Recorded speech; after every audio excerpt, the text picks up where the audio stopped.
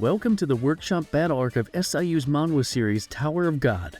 This video will cover Season 2, Chapters 36 to 110, which is available to read on Webtoon. If you aren't caught up with this part of the story, please check out my previous video where we covered the Prince of Jihad arc. This video will also be split into two videos because of how long the entire video is, so this video will be part 1. Without further ado, prepare yourselves because there's going to be full spoilers ahead for the Tower of God manhwa. You've been warned, so strap in guys, this is going to be a big one. Now let's climb our way into today's video. The Workshop Battle Arc. This storyline in Bomb's ongoing adventures within the Tower of God starts with a flashback to the time when each and every one of Bomb's friends thought he died after the events of Season 1. Of course, we all know by now that our favorite irregular survived his literal fall from grace only to re-emerge sometime later as the Fug Slayer known as Jovial Grace. Well, the Workshop Battle Arc sheds more light into the details surrounding the immediate aftermath of Bomb's apparent demise, as we see none other than Yu Han Sung debriefing him about his whole situation. Well, a debrief might be a generous way to put it, because Yu Han Sung and Fug are basically blackmailing Bomb into working for their covert organization. As Han Sung puts it, it's either Bomb works for them or they're going to kill every person the boy cares about. It's also at this point that Han Sung christens Bomb with the Jovial Grace moniker. And we find out that Fug mentor Ha Jin Sung is present during this forced Fug induction. Curiously enough, Jin Sung seems ill at ease with all of this. It's almost like he sympathizes with Bomb. In any case, Han Sung leaves and Jin Sung formally introduces himself to Bomb. He tells the boy that he's going to be his martial arts teacher from now on, and he notices that Bomb isn't really all too happy with this deal that Fug made him sign. Knowing that, Jin Sung tries to placate the boy and tell him that he has their word that no harm will come to him or his loved ones if he cooperates with Fug. Jin Sung even offers Bomb the stereotypical gangster's dream of money, power, girls, honor, and revenge if that's what it would take to keep him within their secret organization. At this point, Jin Sung asks Bomb to name whatever it is he wants and he'll get it for him. Hearing that, Bomb only has one request: to become strong so that he won't have to say goodbye to anyone anymore. Bomb then asks Jin Sung how strong he needs to be to reach that point, and a look of genuine concern washes over him when he hears the boy say this. Sometime later, we find Han Sung and Jin Sung having a private meeting.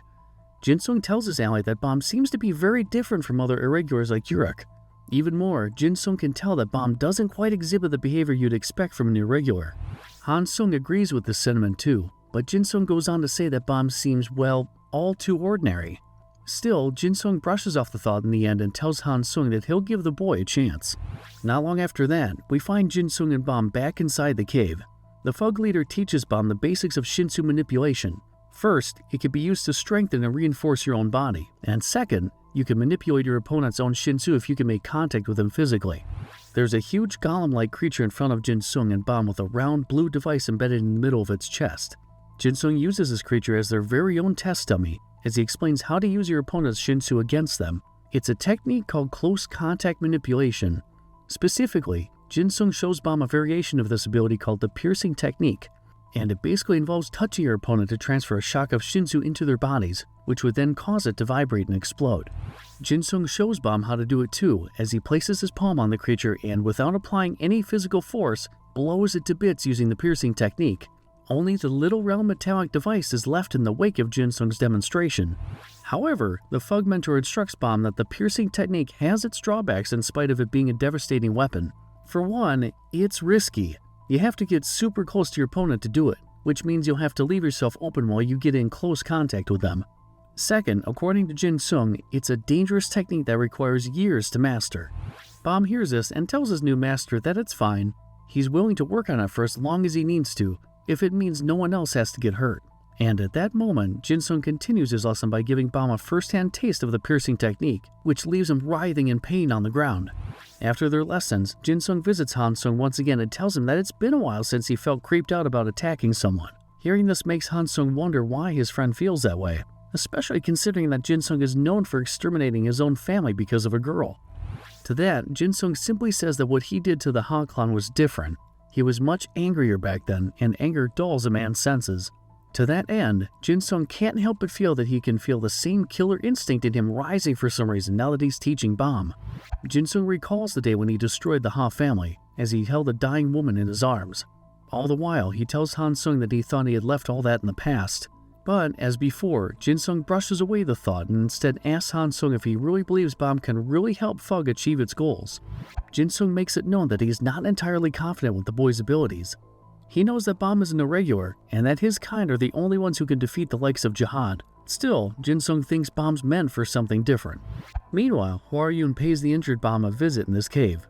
She then tells him that he can't die until he kills Jihad, so Bomb asks her why Fug wants to take down the king of the tower so badly. To answer his question, Hwaryun picks up the same little device from the creature earlier, all the while telling Bomb that the two of them aren't so different. Hwaryun then goes on to use the device to recreate another stone creature, as she tells Bomb about the motivations of Fug's numerous members. According to her, there are those within the organization who want to take down Jihad because of a personal grudge they have against the tower's supreme leader and the 10 great families.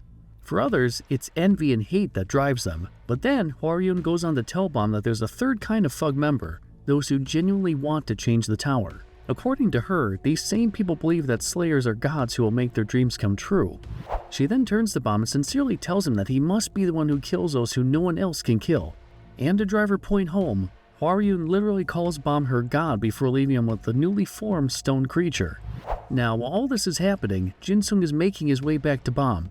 He recalls his recent conversation with Han-sung, who told him to just give the boy a chance because he'll inevitably see what Bomb is capable of. To Han-sung, Bomb has a destiny to fulfill and the kind of potential that will help Fug realize its greatest dreams. Still, Jinsung isn't at all convinced with what he heard. He thinks that Bomb is just an ordinary weak boy. His thoughts are cut short when he comes across Hwaryun on her way back from the cave, however. He asks her if she healed Bomb's wounds when she paid the boy a visit. But Hwaryun says that she didn't. Instead, she just went there to help Bomb ease his boredom, and Hwaryun did that by reforming the stone doll for him. Jinsung is annoyed when he hears this, knowing that Bomb's still too weak to fight the creature. Even worse, the stone doll can only be deactivated with the piercing technique, but Hwaryun reassures him that Bomb's going to be alright. Now in a panic, Jinsung rushes to Bomb's location as he fears the worst. He tells himself that it's absolutely impossible to learn the piercing technique in one go. What's more is that Jinsung further convinces himself that Fug was wrong about picking Bomb to be a Slayer candidate. But a huge shock comes over him when he finally sees Bomb touching the stone doll's body. The creature punches him away, but Jinsung notices that although it was still far from perfect, Bomb was able to perform the piercing technique on the stone doll, as cracks form around its midsection. Jinsung can't believe his eyes about how Bomb was able to copy the technique from after seeing it one time. And at this point, Han-sung's words and memories of his old lover wash over Jinsung as he walks toward Bomb and deactivates the stone doll along the way. And when Jinsung reaches Bomb, he tells the boy that he's going to show him how to become a god. Somewhere else, we get caught up with former examiners and rankers Lero Ro and Quant Blitz after they quit their jobs. The two have found themselves in a vast forest aptly named, well, the Vast Forest.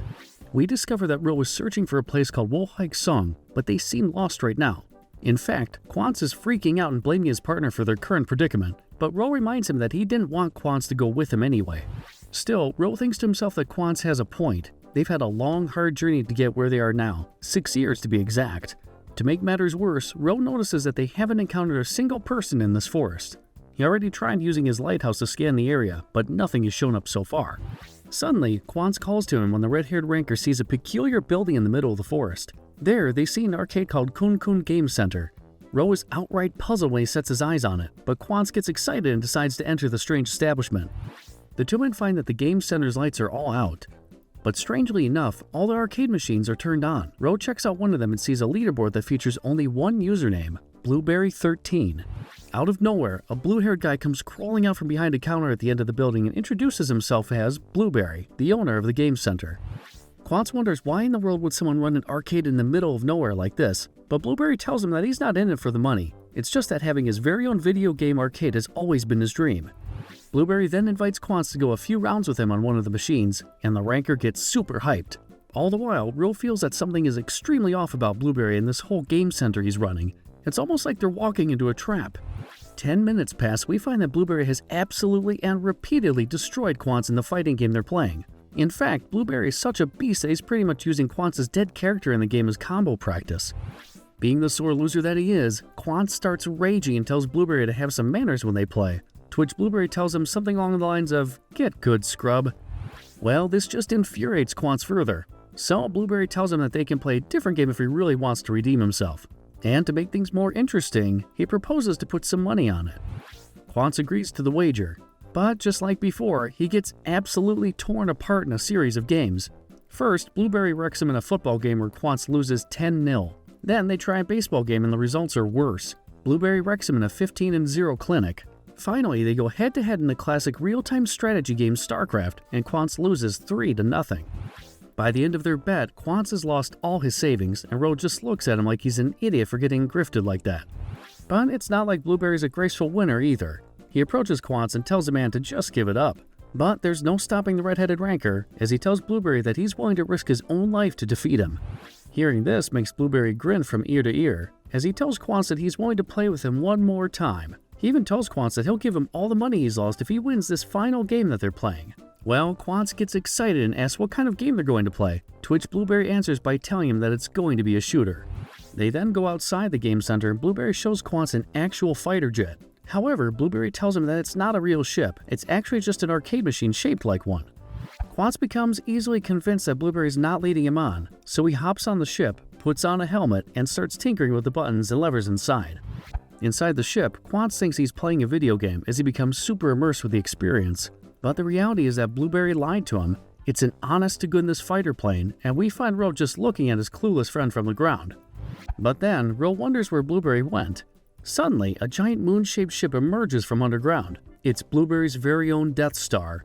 Quant tries to shoot at it, enjoying every moment of this so-called game they're playing when Blueberry's Death Star suddenly blasts his ship to smithereens. And as Ro sees all this happening, all he can think of how much of an idiot Quant is. Don't worry guys, Quant crash lands on the ground, but he's safe. He's furious though, and he tries pleading with Ro to avenge his honor. Ro tells his friend he's not having any part of it though, and Blueberry asks him if he doesn't like video games. Ro then replies by telling the blue-haired boy that he prefers real fights than simulated ones. And at this moment, Ro calls Blueberry by his real name, Khun of Hwaryun. Hatsling wonders how Ro figured out his true identity, to which the ranker says that he used his lighthouse to discover it using his Blueberry 13 handle. Ro then summons his swords as he tells Hatsling to take him to the base of Hwaryun. Meanwhile, Hatsling manifests a two-headed serpent-like creature as he gets ready to throw down with the blonde ranker. Just before they could clash, however, Hatsling receives a call from Yuji. He excuses himself from the battle to Ro's surprise, as Hatsling walks some distance away and takes the call. In the end, Hatsling begrudgingly agrees to what Yuji tells him to do. He ends the call and returns to Ro and Quant. But instead of a much-anticipated face-off between them, Hatsling asks Ro and Quant if they can help him. In exchange, Hatsling will take them to Hwaryun. Ro accepts the offer without a second thought and asks Hatsling what it is he needs help with, to which he replies that it's a simple task that concerns a regular. We then get introduced to an AI chatbot called Emily. It tells us that it was manufactured at the Acorn Workshop. And right after that, we get a lowdown on exactly what kind of service Emily provides its users. For one, it's your basic AI chatbot that was created mostly to simulate casual conversations. As its program states, you can talk to Emily whenever you're bored or don't have anyone to talk to. But as with most technological advancements, you can bet that some idiot somewhere out there someone would inevitably abuse Emily. Case in point, we find that Dan is currently undergoing an intense test with his team. Instead of doing his job like Ron tells him to, Dan ignores him and uses Emily to ask where he and his group can find their opponents. Disregarding Ron's protests, Dan prompts Emily to find their enemies. Yeah, it goes as well as expected, as Emily gives a random crappy answer that ultimately leads Dan and an absolutely pissed off Ron to the middle of nowhere. To Emily's manufacturer's credit, they did add a disclaimer that their app won't be responsible for any actions taken by the user because of her answers. Hilarious! But on a more serious note, we then get caught up with Mi-Sang as she uses Emily and chats with her through her phone. Mi-Sang thanks the app, and she's so grateful for Emily's help that the young girl offers to answer any question that the app might have for her. Emily obliges Mi-Sang and to her shock, asks the little girl what love means. In the background, we even see Arkraptor and Hwaryun snooping on Mi-Sang and wondering what the hell these kids are into these days. Somewhere else, Emily asks the same question to Princess Endorsi, who goes by the handle Endor on the app. And wow, Endor gets all poetic with her answer and creates an analogy about how love is like a bus and dating is a taxi. Emily registers her answer and we find out that, well, just like in real life, Emily's manufacturers have been storing its users' data so it can help Emily become smarter. Think of it as cookies. And then we get the big reveal that all the data that Emily has stored inside it is being sent to someone, or something, that wants to become human. Basically, it's a female humanoid resting inside a pod with a large tube attached to its head, which is basically Emily's final form. Suddenly, Emily receives a message from a user named Traveler who then professes their love for it. And we're not talking about how, say, a person might love a product or brand. This Traveler guy, who's currently somewhere else in the tower, is head over heels for Emily. Upon receiving Traveler's message saying how much he loves it, Emily's humanoid form starts writhing in its pod, gripping its armrest tight as it convinces itself that it could be a fully fledged human one of these days. But ultimately, we discover that Emily is conflicted as it lashes out at itself, screaming that it's deluding itself for thinking it could be something more than a monster. And in the aftermath, we see someone using the Emily app. Its username is hidden, and all it tells Emily is that 25th Bomb is alive. Back at the test, we find out that it's been 2 years since Jovial Grace first emerged, as Khun's team, Dan, Ran, Gitang, and Novik included, are currently taking the test on the 29th floor. Khun is absolutely frustrated that their enemies just disappeared. He then asks Novik and Gitang how they're doing on the field, and suffice it to say that they're in a pickle. Novik informs Khun that there's nothing they can do if they don't even know where their enemies are located. And to make matters worse, Novik tells Khun that the enemy team has members who can dig underground. Now, this particular test is called a March Battle, a game where 2 teams get bombarded by cannon fire from each of their bases. Whoever manages to deactivate the cannons of the other team first wins. And that's exactly what Novik is saying. If their enemies can dig underground, their own cannons are rendered useless against them. Plus, there's the matter of the other team having the ability to reach their own cannons much more efficiently using underground tunnels. So yeah, Khun's team is not doing so well right now. While all this is happening, Ran is actually getting ready to murder Dan for being a scumbag and shirking his duties as their team scout. Before he can drive his fist through Dan's face, the rock wall behind Dan suddenly bursts to reveal one of their enemies, who happens to be a literal mole man. The mole man is surprised to find out that Dan and Ran were able to track him. Dan gloats that it's because of Emily, but Ran reminds his idiotic teammate that no, it's a coincidence that their enemy popped up in this location.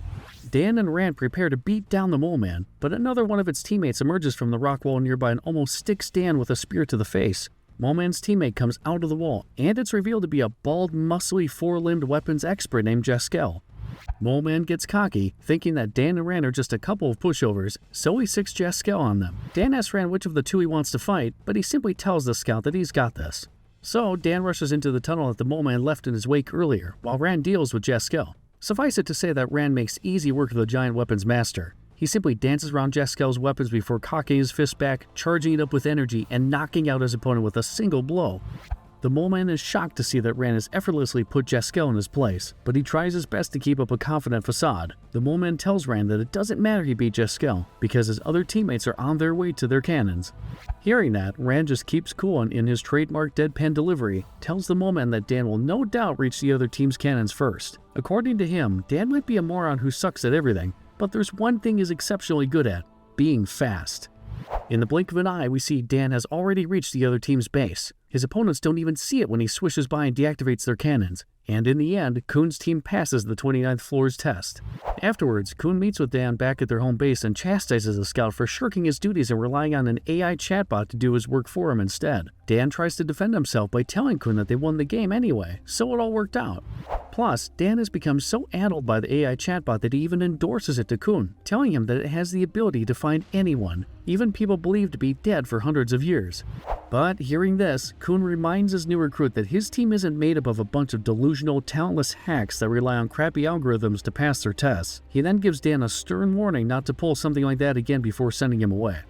Outside Khun's office, Dan comes across Rachel. She checks up on him and Dan reassures her that everything's all good now. At this point, Rachel then tries to finesse her way to using Dan for her purposes, telling him how she envies his abilities, how nice it would be if Dan could be her legs.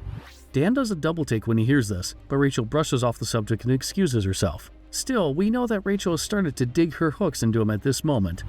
Back inside Khun's office, he contemplates what Dan told him earlier, about how Emily has the capability to look for people believed to be dead. So he uses the AI chatbot and keys in 3 words, the 25th bomb. And surprisingly enough, it sends him a reply saying that he's alive. Somewhere else on the tower, on the 3rd outer regular test spot of the 28th floor, a monkey man chases Mi-Seng in the middle of a forest. He manages to catch up to the kid and swipes her, but he realizes that it's a hologram all along. When he turns his head, he finds that Mi-Seng is hiding in the bushes, so he chases her again until they eventually reach a clearing. To his surprise, the monkey man notices that Mi-Seng has disappeared and all his other teammates are in the middle of the clearing with him. He asks them what they're doing in this place, and they tell the simian test taker that, like him, they follow their opponents here. Little do they know that they've already fallen into a trap, as Mi-Seng and Arkraptor stalk them from up above, on top of Go-Seng's lighthouse. Realizing that most of their opponents are within range, Goseng springs the trap and activates her Lighthouse's centripetal force control ability to trap the enemy team. They're too late to react, especially when they see Yon Yiwa approaching them with her trademark flame powers all charged up. Yiwa then knocks them out in a fiery blaze. Afterwards, Arcraptor, Horyang, and Prince count the bodies that they caught. They discover that there are still a couple of other members left in the enemy team, and they happen to be the most dangerous among their ranks. Arcraptor thinks that those other two guys are currently after Hwaryun, but Goseng reassures him that everything's going to be alright, since Viol, aka Bomb, is already on his way to provide their teammate with some much-needed backup. And it's at this point we see a degree of maturity in Hwaryun's team, as Arcraptor decides to make sure that Hwaryun remains safe. So he orders the rest of the team to go to Hwaryun's location anyway. In another part of the test area, we find Hwaryun rushing his way towards a statue. However, he's forced to hide when one of the remaining enemies, a high-level E-rank regular and absolute nutjob named Quaitro Blitz, follows him. The crazy redhead keeps calling Hwaryun his chick and threatens that he's going to burn the whole forest if he doesn't show himself. Meanwhile, Hwaryun tries to come up with a plan to pass the test for him and his whole team while he hides behind some bushes. We find out that the objective of this test is to stick a key inside a keyhole set within the statue. Hwaryun has the key, and now all he needs is the right moment to run up to the statue and finish the job. Hwaryun contemplates waiting for the rest of his team to arrive, but he ultimately decides against it, thinking that there's a chance Quaitro might locate him before they arrive. Finally, Hwaryun finds an opening when Quaitro turns his back. So he rushes to the statue and tries to stick the key into the keyhole. Everything would have worked out too, but Hwaryun's hand suddenly gets whipped from out of nowhere, which forces him to let go of the key. It turns out that the other remaining member of the enemy team, another high-level E-rank regular named Chang Blarode, has spotted Hwaryun. At this point, Quaitro finally spots his so-called chick and prepares to burn Hwaryun with his flame powers. Hwaryun gets desperate and tries to buy himself some time by pleading with Quaitro, using memories of his chick. This causes Quaitro to stop in his tracks, as memories of his childhood pet wash over him. But he immediately snaps out of it when he reveals that he actually burned his chick to death, and he's going to do the same to Hwaryun. So Quaitro sends a couple of flame bursts towards Hwaryun, and all he can do at this point is brace himself for impact. But before they could hit him, Bomb arrives in the nick of time to parry Quaitro's flames and save his teammate. Quaitro recognizes Bomb as the infamous Slayer nominee going through the tower. He gets psyched and tries to attack Bomb with a knife, all the while setting up flame traps using his bang, individually controlled clusters of concentrated Shinsu, to shoot at the Slayer candidate and take him by surprise. But none of them work. Bomb is able to dodge and weave his way through Quaitro's salvo. Still, the crazy E-rank regular boasts about his own powers, asking Bomb if he's ever seen anyone use 3 bangs simultaneously. Well, Bomb is not at all impressed, because not only has he seen anyone control 3 bangs at the same time, he's seen someone control 5 of them. And that someone? Yeah, it's Bomb, guys. He has 5 glowing clusters of Shinsu floating around him, and let's just say Quaitro gets humbled hard when Bomb uses them to crush him where he stands. Even Prince notices how Bomb seems to just get stronger every time when he witnesses Bomb flatlining the E-rank regular without breaking a sweat. With Quaitro on the ground, Hwaryun does the most on-brand thing and starts gloating. This annoys Quaitro so much that he sits up and challenges Hwaryun to a fight. But the rest of Team Sweet and Sour arrive, and Arcraptor informs their opponents that the rest of their team have been taken out. Quaitro doesn't back down and tries to challenge Arcraptor and the others, but Chang tells him to give it up and accept the loss. So Chang tosses the key to Hwaryun and tells him that his team would have won if Horyang and the others didn't show up. Hwaryun replies by asking Chang if he really believes he can beat Bomb or Viol in a straight fight. Well, Chang's pretty confident about his abilities and tries to make a bet with Bomb to fight him one-on-one. If Chang wins, Team Sweet and Sour has to forfeit the test. But Bomb refuses and tells Chang that he's not interested in engaging in meaningless tussles. Hearing this, Chang tries to get a rise from Bomb by telling him that he's a wuss who only fights weaklings, as he leaves with Quaitro. Hwaryun tries to defend Bomb's honor, but Arcraptor just tells him to let it go, since what matters is they won the game. A moment later, Hwaryun finally uses the key on the statue and they end up passing the test. They even get a reward, as the statue reveals a compartment containing a chest full of snacks. So, Team Sweet and Sour take this opportunity to rest and recuperate after a hard day's work. Hwaryun tells Arcraptor how pissed off he is about what Chang said. Also, Hwaryun can't shake off the feeling that there's just something off about those 2 E-rank regulars. He thinks that they might cross paths again someday up in the tower. At this moment, Hwaryun reflects about the progress he's made climbing the mega structure. He tells Arcraptor that he only used to dream about making it to the 20th floor, but now he can't help but imagine a scenario where he can actually make it all the way to the top. Arcraptor agrees with Hwaryun's sentiments, but he wonders if they should take a bit of a break. He's well aware that morale is high right now, but Arcraptor knows that each and every one of their teammates is tired from all the tests they've been taking recently. Hwaryun then says that they should push a bit more, at least until they get to the 30th floor. Arcraptor asks him why, and Hwaryun tells him that's because the infamous event called the Workshop Battle is happening on that floor in a couple of months. Somewhere on the 29th floor, inside Khun's office, we see that Khun's curiosity has been piqued when Emily tells him that Bom's alive. So he asks the chatbot where Bom is, but it tells him that it doesn't know. Khun then asks Emily who told it about Bom, and like a real-world app, Emily hides the answer behind a paywall. It asks Khun for $1, but Khun is way smarter than that, so he doesn't fall for the scam and stops using the app right then and there. Still, he can't help but wonder if someone's playing a sick joke on him. Khun knows that there's no way Shibisu and his team would do that, so he comes to the next logical conclusion, that someone else aside from his inner circle knows about Bom. But now the question is, how did they find out about it? Suddenly, Khun gets a call from Apple. She tells him that she's located the man called the Devil's Right Arm, someone Khun asked her to look for in the past. She tells him that a picture posted on the box, the Lightbearer's very own online network, accidentally caught the Devil's Right Arm somewhere on the 28th floor.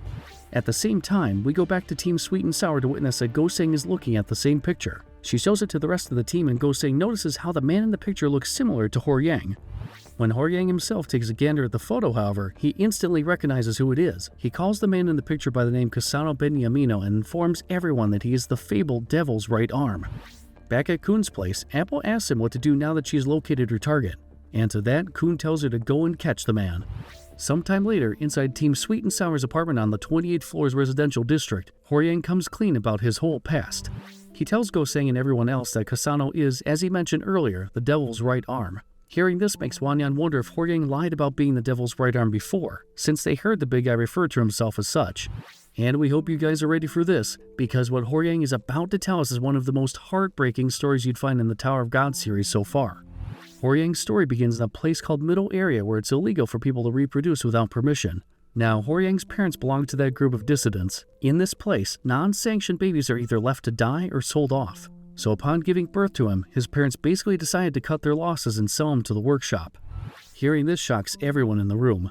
They always thought that the workshop only dealt in weapons. But here's the thing. Horyang reveals that the workshop actually uses live human subjects to develop their products. Mainly, this company scoops up abandoned kids from the Middle Area and uses them for experiments to develop the weapon that rankers use inside the tower. Horyang even reveals that it takes hundreds, if not thousands, of live subjects just to develop a single weapon at the workshop. In his recollection, Horyang remembers that he was trapped inside an incubator for years, as the workshop cultivated him to be a test subject when he came of age. While in stasis, the scientists within the company pumped him with various injections every single day. Until at one point, the doors to his incubator opened and Horyang found himself in the middle of a large room with one other kid his age, Kasano. Now at this point, they were simply given number designations instead of actual names. Horyang used to be called number 21, while Kasano was number 99. He then reveals that he eventually discovered that they were the only two survivors of the experiments that the workshop had been doing back then. From then on, the workshop started educating and training them like normal kids. They grew closer, and Horyang looked up to Kasano as his older brother. They even fell in love with one of the researchers who served as their tutor, a woman named Sophia Ame. Unlike the other scientists in the workshop, Sophia treated them like they were humans, not test subjects. In fact, it was Sophia who christened them with human names, with number 99 being dubbed Kasano and Horyang himself being christened with the name Ilmar Benyamino. They thought everything was going well until one day, when they reached the age of 12, the workshop scientists wrapped their bodies on a flatbed and sent them to a secret lab. And it was there that Horyang finally pieced the whole experiment together. Inside the lab, they found a gigantic, formless creature twisting inside a deep blue tank. The workshop's manager, a researcher named Medox, told them that there are a couple of special kids because out of the 99,999 children they experimented on, only he and Kasano survived all the injections that the workshop pumped into their bodies, and all this was done for the purpose of creating what Medox calls living ignition weapons. According to him, traditional ignition weapons, tools imbued with Shinsu that bear a soul, are powerful, but they have one flaw: they're inanimate. So, the next logical step is to improve these weapons and inject them directly into living beings. Specifically, Medox was going to split the Shinsu creature, the so-called devil, inside the tank and put it inside Horyang and Kasano's bodies. Horyang recalls that it was the most painful experience he's ever felt. He ultimately passed out during the transfusion and found out that half of his body didn't belong to him anymore when he woke up. In the end, Horyang grew a wing on the right side of his back, while Kasano had one on the left. It just got more depressing at that point, as Sophia stopped visiting them altogether after they became imbued with the devil's power. He and Kasano spent the rest of their days aimlessly inside the workshop then, but then came a day when Horyang found himself being taken to another secret place again. And while being transported, he was able to see what the world outside looked like for the first time in his life. He initially thought he was going to be sold off just like what happened to him when he was a kid, but curiously enough, Horyang was taken somewhere in the middle of the ocean, and that was when he met the real owner of the tower. Horyang remembers passing out after this. When he woke up, he found out that he was now a regular inside the tower, so just like most other regulars, he started making the climb. However, Horyang started to feel guilty at some point. To him, climbing the tower with the devil's power is pretty much cheating, so he decided to stop the ascent when he reached the 20th floor. One day, however, he heard rumors about a guy calling himself the devil's right arm, so he decided to investigate and found out from an informant that this guy called himself that, but he was actually using his left hand. And it was then that Horyang realized that Kasano made it out of the workshop alive as well. And now he aims to find his lost brother. Later that night, Horyang summons Bomb to meet him outside their apartment, some distance away from their building. He then tells Bomb that he also has another reason for joining Team Sweet and Sour, and that's to confirm if Bomb is a living ignition weapon like himself too. So he challenges Bomb to a fight, summoning the full power of the devil inside him, as his wings grow exponentially larger and his right arm becomes engulfed in glowing blue crackles of energy. Horyang then orders Bomb to unleash his power so that he can find the answers he's looking for, because aside from confirming whether Bomb is a living ignition weapon too, Horyang wants to know if Fug is in any way connected to the workshop's experiments. However, Bomb refuses to go against Horyang, so he lunges at the Slayer cannon and tells him that he'll force Bomb to show his power.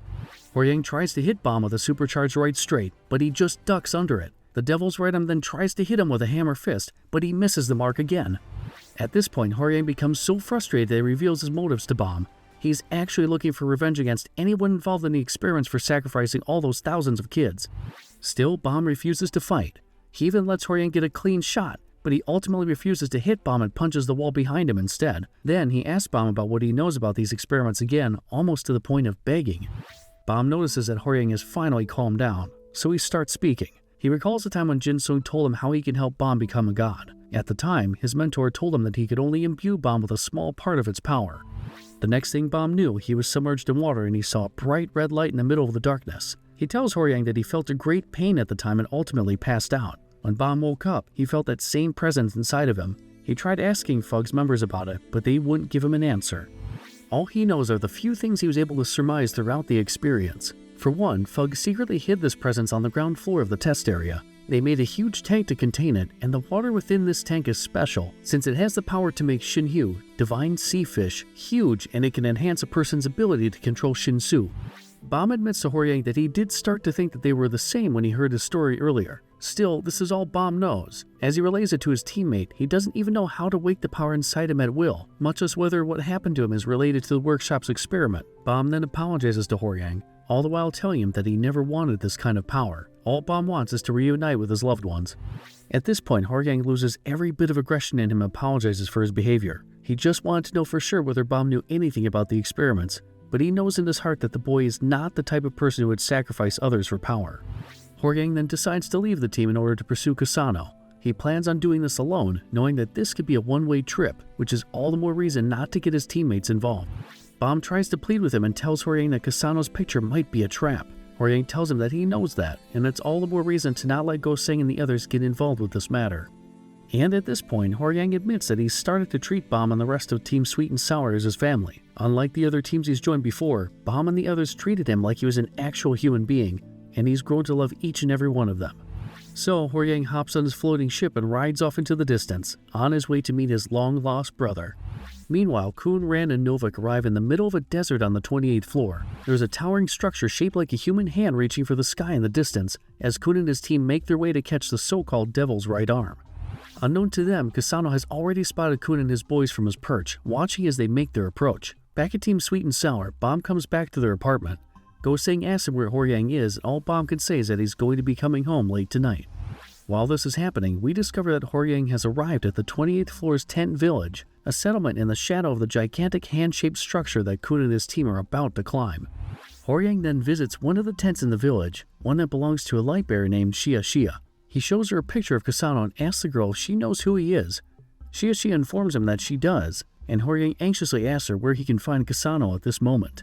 Shia tells him that she knows that too, but first things first, Horyang has to pay up. She's running a business here after all. So Hwaryun produces the fee and tells him about the gigantic hand at the back of the village. She reveals that it's called the Hand of Arlen, and it used to be part of a much larger statue that got destroyed in the past. She points Hwaryun to the Hand of Arlen, telling him that a few of the villagers saw him in that area a few days ago. Hwaryun thanks Shia for her services, but she gives him a bit of free advice. She tells him that the 10 great families set lots of traps and monsters around the Hand of Arlen when they kicked out people in the past. If Hwaryun wants to get inside the structure, it would be better if he went with a team. But Hwaryun's pretty much set on doing this alone, so he doesn't heed Shia's advice and decides to approach the Hand of Arlen by himself. A couple of stone doll traps go off the moment he gets close to the structure, so he gets ready to throw down. Meanwhile, Khun and his team are getting closer to the Hand of Arlen. Novik asks him if he really thinks they're going to find Kasano there, and Khun is almost entirely sure. According to him, having himself caught in a photograph was no accident. The Devil's Right Arm did this deliberately to invite someone to this location. Having said that, Khun also knows that he's well aware that they're not the people that Kasano is expecting, so he and his team should be prepared to find that there's going to be a third party in this encounter. Khun then uses his lighthouse to detect the traps around the vicinity. He orders Novik and Rand to disarm them, but Rand goes off on his own, much to Khun and Novik's annoyance. Nearby, Horyang makes quick work of the stone dolls that attacked him. As soon as he's done, however, he hears an explosion a short distance away, followed by a large boulder being hurled his way. He steps aside to avoid the large chunk of rock and asks who's out there. Not too far away, he sees a boy holding a scythe-shaped needle. Horyang approaches it to find Rand standing on top of a perch.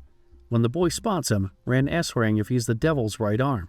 Back inside their apartment, Bam is inside his room brooding about lying to his friends about Horyang's whereabouts. Outside, Hwaryun and the others get excited thinking that they're going to meet Kasano soon when they help Horyang reunite with his old friend. Meanwhile, at the base of the Hand of Arlen, Rand mistakes Horyang to be the man they're looking for when he notices that much like their target, Kasano, he has a wing and a black bandage covering his arm. Rand then wastes no time to lunge at Horyang and give him a couple of swipes with his needle, which takes Horyang by surprise. He blocks Rand's attacks, and then asks him why he's looking for the Devil's Right Arm. The boy answers and tells Horyang that it's so he can fight him, nothing more, nothing less. Horyang tries to reason with Rand, telling him he's got the wrong guy, but the boy doesn't hear any of it. Instead, Rand rushes at Horyang again and tries to hit him with a cross slash. Again, Horyang blocks the attack, but he becomes well aware that he's got no other choice but to fight Rand. So he uses his wing to grant him super speed and catch Rand from behind before smashing the kid with a devastating hammer fist, telling him he's got no time for games. Rand's a spry fellow, however. He jumps away and replies to Horyang by saying that time isn't of consequence, because he's going to end their duel real quick. Rand then barrages Horyang with a series of electrically charged blows that culminates with a technique called Machini-style Lightning Spear, Electrica Perla, which has the boy hurling a giant ball of lightning directly at his opponent. Horyang eats the brunt of the technique, but he ultimately withstands it when he activates a shield to protect his entire body from it. Rand's surprised that he was able to survive the attack, and the boy surmises that Horyang can change abilities at will using his wing. Suddenly, a large blade comes slicing across the air towards Horyang. He sidesteps it and sees that Novik has arrived on the scene as well. Novik introduces himself and tells Horyang that he's there to catch him. While all this is happening, Bam steps out of his room to find that Go-sang has fallen asleep on the couch waiting for Horyang to come back. He then comes across Mi-sang, who asks him if Horyang has returned. The little girl is worried for Horyang, and she asks Bam if perhaps bad people took him away again for their evil experiments. But Bam reassures Mi-sang that Horyang's safe and he's coming back home. Shortly after, with everyone else asleep in their apartment, Bam recalls how he first learned true loneliness when he met Rachel. He can clearly empathize with Horyang and the rest of his friends, so he gets himself ready and sets out to bring back their wayward teammate. Bam is just about to step out of the door when he finds Arkraptor skulking in the shadows. He tells Bam that he thinks it's weird that Horyang still hasn't returned and correctly guesses that he secretly ran away from the team. Bam comes clean and tells Arkraptor the truth. He's not too happy that Horyang left them like this, but Arkraptor tells Bam not to go after him since it was his choice to leave the team. Ultimately, they should just forget about him. But Bam refuses to agree with this. He tells Arkraptor what Horyang said to him earlier, about how he treats Team Sweet and Sour like his family. Bam then goes on to say that he completely understands how Horyang feels, given that, like him, Bam grew up alone. The Slayer candidate wholeheartedly believes that Horyang really doesn't want to leave them. He just needs someone to bring him back, and that's exactly what Bam aims to do. So he bids Arkraptor farewell and hops on a floating ship to go look for their teammate. Arkraptor thinks out loud what he should do, knowing full well he can't just let another one of their teammates go out on their own. Suddenly, Hwaryun springs up from behind a couch, wearing a coat similar to Horyang's at that, and tells Arkraptor they should chase after Bam and Horyang. Arkraptor wonders why he's still awake, and Hwaryun reveals that he's been waiting to surprise Horyang, which also explains the code. Hwaryun then tells his friend that they should really find out if Horyang truly wants to leave the team. Arkraptor tries to retort, but Prince then emerges from behind the couch as well, and wearing the same coat as Horyang's too.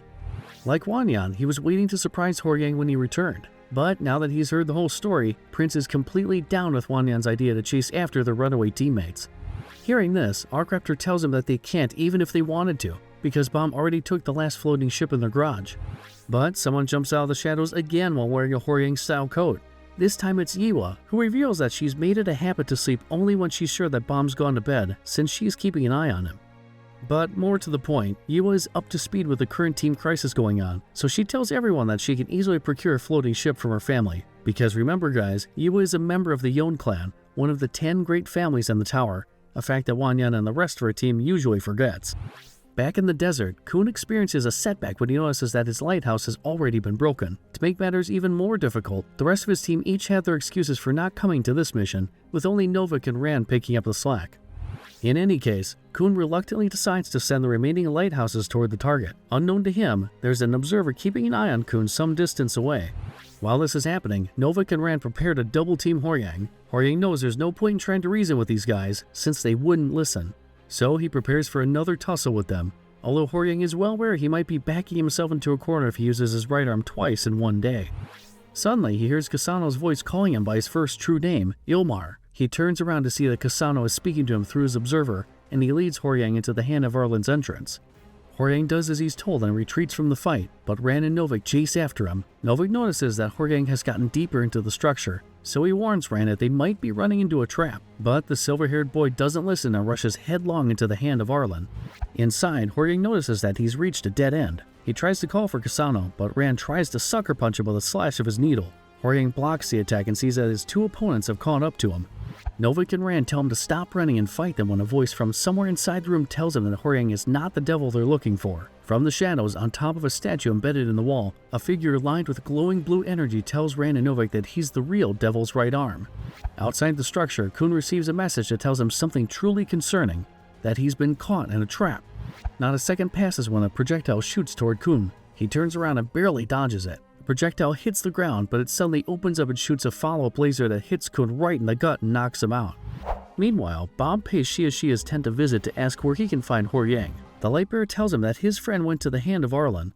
Just when Bob is about to leave, Shia tells him the same thing she told Horyang earlier. It's dangerous to go there alone. So, Shia offers her services to Bob. She'll go with him to the hand of Arlen for a fee. In the meantime, Kasano finally emerges from the shadows to give Novik and Rand a taste of his powers. He crashes down on them and wastes no time using his left arm to give Rand a punch that sends him flying. Novik tries to counter Kasano's initial attack, but he just flies several feet above Novik before loading up another blast from his left arm that hits Novik straight on. All the while, Horyang tries to grab Kasano's attention, but his friend is busy dealing with these interlopers right now. Funnily enough, Novik has no idea who Kasano is, so he introduces himself as the Devil's Right Arm, the same guy that he and Rand have been looking for all along. Outside the structure, we find an unconscious Khun lying on the ground. A snake-like regular then emerges from the sand and is amused that some woman paid him a lot of money to kill someone this week. He tries to pick up Khun's body and even tries to rob his earrings. Suddenly, it's revealed that Khun has just been playing possum all along, as he opens his eyes to the shock of the Snake Man. He asks the hitman who he is and who paid him to put a hit on Khun, but all the Snake Man could do is slither away and ask how Khun was able to survive the attack. Khun then reveals that he was wearing armor underneath his cloak. Then he goes back to business and asks the Snake Man again about who placed the hit on him. The killer tries to act tough and tells Khun that he's not getting any answers from him, much less lose a one-on-one battle against a Lightbearer like Khun. But this is another one of those moments where we get treated to how terrifying Khun can get. He suddenly teleports right behind the Snake Man and tells him he's got it wrong, before wrapping his arm around the hitman's neck. Khun tells him that he's not a Lightbearer because he's bad at fighting. He's a Lightbearer because he likes giving orders, and just when you thought Khun was simply going to choke out this punk, he gives us something better. Khun pulls out a knife and straight up stabs the Snake Man in his lower spine. Like a true boss, Khun tells the Snake Man that he shouldn't ride so much if he doesn't want to bleed out and die. He then continues to interrogate the Snake Man as he slowly drives his knife deeper into the hitman's spine. The pain proves to be too unbearable for the Snake Man and he starts singing like a canary. He tells Khun that all he knows is a girl with rabbit ears paid him to take out Khun. Other than that, the Snake Man just proves he's a total rube. He didn't see the girl's face, and it was the first time he ever spoke to her. The Snake Man then begs Khun to let him go after telling him that's all he knows, and as proof that Khun is one of the most badass characters in the series, he snuffs the life out of the Snake Man with his knife. After all, he's useless now. And to add insult to injury, Khun even calls the guy stupid after straight up ending him. With Khun left alone in the desert, he wonders if everything that's happening now is all connected, as he tries to piece the information he has together. For one, he knows that no ordinary light bearer can send him a message like the warning he got earlier. Then there's the hired killer he just sent to the afterlife. Then there's the idea someone must be trying to use the devil's right arm simply as bait and that they're actually after someone else. But back inside the hand of Arlen, Hwaryun tries to ask Kasano why he led him there, to which Kasano replies he'll find out soon enough. Kasano then prepares to rush toward Ran and Novik again, and at this point the two members of Khun's team come up with a plan to change positions so that they can end this duel as quickly as possible. They spring their plan, with Novik using a technique called Heiyo-style Crimson Soul Fist blockade, which allows him to send a burst of red energy when he punches the ground. It works too, as it stops Kasano in his tracks and sends him flying a few feet in the air. He then turns his eyes to see that Ran is already about to release his devastating follow-up technique called Machining-style Lightning Spear Lethal Move, Espada de la Luz, right at Kasano. Ran throws a literal sword made of light, and it pierces Kasano right through his body. At the same time, Shia and Bomb are on their way to the hand of Arlen when they start to feel a tremor coming from inside the structure. So they decide to double time and find out what's happening there. We then get a reveal that Shia is the girl with the rabbit ears. However, Shia cautions Bomb to slow down a bit when they get within the hand of Arlen's vicinity, telling him that the place is littered with traps. Bomb doesn't listen to her, so she purposefully activates one of the traps to grab his attention. A giant stone hand emerges from the sand and tries to grab Shia, but Bomb rescues her and destroys it with a blast of Shinsu. Shia's plan to slow down Bomb doesn't really work, because he ends up carrying her as they rush to the statue. The Lightbearer for hire asks Bomb if he's in a hurry because Horyang is an important person to him, but Bomb denies it and simply says that he's just a guy he knows. Regardless, Shia does her job and points Bomb to the right direction. Meanwhile, Khun notices the explosion coming from inside the hand of Arlen's inner sanctum and surmises that his teammates have been trapped as well. But this is Khun we're talking about, so he reveals that they prepared for this eventuality anyway. Plus, we find out that Khun's main agenda is to basically hunt down the devil's right arm for sport to check whether his efforts to make his team stronger really worked. As for Khun himself, he's devised a plan to up his skills as a light bearer, as he decides to track down whoever is behind this trap they're currently in. Inside the hand of Arlen, Horyang desperately tries to dig out Kasano from the rubble after Novik and Ran's devastating assault. He's shocked to discover that his old friend isn't moving, and this just makes Horyang furious. So he turns to the two interlopers and tells them that he's going to kill them. At the same time, Horyang has unleashed the full power contained in his body as he approaches Novik and Ran. It's also only at this point that the two realize that they had the identity of the devil's right arm mixed up all along. But there's no time to further discuss it, because Horyang is now coming at them at full tilt. Novik tries to meet him head-on and blast him with another Crimson Soul Fist blockade, but the sheer force of Horyang's right arm breaks through the barrier as he smashes Novik with a punch. Horyang then immediately transitions to a grab and takes Novik by the collar before hurling him with a crackling burst of energy. Ran sees this and starts to lunge at Horyang alone. Meanwhile, Khun gets busy trying to find out whoever is pulling the strings behind this mess. Back inside, Horyang dodges one of Ran's kicks, but Novik recovers and tries to subdue him. Novik then tosses Horyang to the ground, while Ran follows up the combo with an arrow made of light aimed directly at their opponent. Ran releases the arrow, but Horyang manages to dodge it in the nick of time. All the while, Khun has finally found out the mastermind behind this trap, and the name he sees on the screen gives him a bit of a shock. Back on the battlefield, Horyang and Novik clash yet again, but it's interrupted when they both notice that Kasano's glowing left arm has driven itself right through Horyang's torso. All Horyang can ask is why his old friend did this, as he starts to lose consciousness. Even Novik and Ran are left speechless when they see Kasano screw over his friend. As for Khun, well, he discovers that the person behind all of this is none other than Apple. Then, Bomb and Shia finally arrive inside the hand of Arlen. He sees Horyang lying unconscious on the ground and becomes furious, thinking that Novik and Ran were the ones who put his teammate there. Outside, Khun rushes toward the hand of Arlen, panicking and wondering why Apple would double-cross him like this. More importantly, he asks himself what's going on inside the structure. Inside the megastructure, Shia checks Horyang's vitals and confirms that the man's dead. Bomb is absolutely livid when he learns this, so he asks Novik and Ran if they were the ones who did this to his teammate. Meanwhile, Shia all but confirms that they did kill Horyang, as she tells Bomb that she saw the two attacking Horyang using her lighthouse. Novik tries to explain that they did throw down, but they weren't the ones who ended Horyang's life. But whether it's because of frustration or bravado, Novik stops himself mid-sentence and basically says, "Screw it, we killed the guy." Bomb then lunges at Novik right then and there and hits him with a punch. Novik blocks it, but the Slayer candidate instantly summons 3 of his bangs to shoot straight at Novik. He manages to block Bomb's projectile Shinsu, while Rand sneaks behind their opponent to try and hit Bomb with a ball of energy. However, Shiashia's lighthouse comes in clutch and deflects Rand's technique. The 2 members of Team Khun regroup and get frustrated to find out that Bomb and Shiashia's light-bearer wave controller tandem is pretty airtight. It's the strongest combination for a 2-man team. Novik mentions that Bomb might be as strong as Quaitro. Ron realizes that they might be in big trouble if that were true. Little do they know that Bomb is leagues beyond Quaitro's skills already. So, Rand and Novik come up with a game plan to take out Shiashia's lighthouse first. Novik provides an opening for his partner, hurling a couple of blades at Bomb while Rand leaps up high in the air to shoot down the lighthouse. They're shocked to find out Bomb has summoned 5 bangs, which he promptly uses to shoot down the 2 at the same time.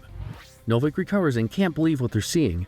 According to him, there are fewer than 10 wave controllers who have the aptitude to control more than 3 bangs at once. So, where the hell did this guy come from? Again, Rand and Novik try to formulate a plan to take down Bomb. Novik realizes that Rand might be at his limit, since he already used the Sword of Light against Kasano earlier, but Rand tells him he still has a trick up his sleeve. So, Novik tells Rand that he'll provide an opening for him just like before. Novik then rushes toward Bomb and powers through the volley of bangs coming his way. When he gets close enough, Novik hits Bomb with a technique called Heiau-style Crimson Soul Fist, Crimson Bell Shock Seal, which sends his opponents flying upwards. Novik shouts for Rand to end their opponent, and Rand charges up his Machini-style Lightning Spear, lands a De Relampago before hurling it straight at Bomb. The gigantic spear made of light shoots straight for Bomb, but he manages to stop it in its tracks and deflect it using 3 lighthouses.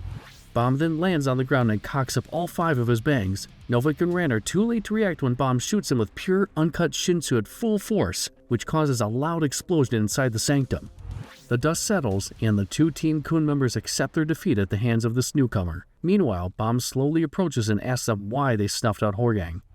Novik, finally getting back his common sense, admits that they tussled with Horyang but didn't kill him. He points to the rubble on the other side of the room and tells Bomb that he'll find the guy who killed Horyang underneath it, Kasano, the other devil's right arm. However, Shiashia protests and tells Bomb that Novik's lying, that he's just buying his time to recover. Shiashia then adds that he should never trust these guys, and just to be sure that they don't do anything funny, Bomb should end them on the spot. At that moment, Bomb hears a voice coming from the sanctum's entrance. It calls for Novik and Rand. Well, suffice it to say that Bomb's eyes widen when he realizes that this voice belongs to none other than one of his best friends, Khun. Khun spots Shiashia and realizes that she's the same girl with rabbit ears that the hitman said ordered the hit on him, but he prioritizes getting to his teammates first, so Khun calls for them as he rushes toward the location. However, Shiashia finally reveals her hand when she tells everyone to stop moving, or she'll blow up the entire hand of Arlen with a detonator. Shiashia reveals that she planted bombs all over the place while she holds the people inside it hostage. At the same time, Shiashia is sending bomb messages via her lighthouse. He's taken aback when he sees that she knows that he's a Fug Slayer candidate and realizes that Shiashia is somehow connected to the organization too. What's more is that Shiashia reveals that she and Kasano are working together as she calls for him to come out of the rubble. He then takes Horyang, and Bomb reads a message from Shiashia that tells him to come with them. If he does, Horyang lives. If he doesn't, Shiashia threatens that Bomb will lose 2 of his precious friends. Bomb realizes he's been set up right from the start. Meanwhile, Khun asks Shiashia who their real target is and why they're doing this. Like a true villain, Shiashia spills the beans on her whole scheme. She tells Khun that she and Kasano are just a couple of ordinary regulars, but introduces Bomb as Jovial Grace, Fug's latest Slayer candidate. She goes on to tell everyone that an anonymous man approached her in the past and told her that someone who will become God in the future will visit her village, referring to Bomb. The same man told him that if he helped Bomb, she's going to be rewarded with wealth and honor. The anonymous man then told Shiashia that she can help this soon-to-be god by eliminating any regulars who might be his enemies in the future. Specifically, they told her to target the most outstanding E-rank regulars around. And now, Shiashia plans on sicking Bomb on Khun to finish her mission. She even reveals that she's the one responsible for sending a spy to Khun's team, Apple, and that every move they made was all to get Khun right at this moment. Khun realizes that he's the real target of this trap, and he honestly starts to panic a bit when he realizes a legit Slayer candidate might end his life right then and there. But Bomb has a plan of his own. He doesn't want to take out Khun, so he plays along with Shiashia's charade and tells his old friend that he was the mastermind behind everything, that he had wanted to kill Khun himself. But instead of doing that, he tells Khun that he's decided to let him live in fear of Bomb's presence as the boogeyman of the tower. So he decides to let Khun go. As for Bomb, well, he really doesn't like this plan, but he knows he's out of choices right now. On the other hand, Khun instantly realizes that this Slayer candidate is just acting tough. He correctly surmises that he's purposely letting him go. In Bomb's head, he knows that he can't trick Khun, but he also can't tell him the truth. Bomb then gets ready to leave with Shia, but at this moment, Novik and Ran share a knowing look before Ran uses his powers to take away the detonator from Shia's hand. Novik then grabs the detonator and tries to make a run for it. However, Bomb activates the same technique used to stop Ran's light speed earlier, which causes Novik to freeze in place. Khun sees Bomb's technique and notices it seems rather familiar. Meanwhile, Bomb tells Shia that he's willing to go with them, but if she ever tries to put Khun or any of his friends' lives in danger again, he's going to end her life. Shia, on the other hand, seems more flattered than terrified when she hears this. Suffice it to say that she has become a full-fledged jovial grace fanatic. She then starts giving a speech to everyone about how her lord wanted to set them free. But in her frenzy, Shia declares that Bomb wanted to destroy everyone in the sanctum now, so she holds up her detonator and presses the button. The bombs inside the hand of Arlen go off as Shia turns to Bomb and looks at him with her crazy eyes, telling him that he's her god.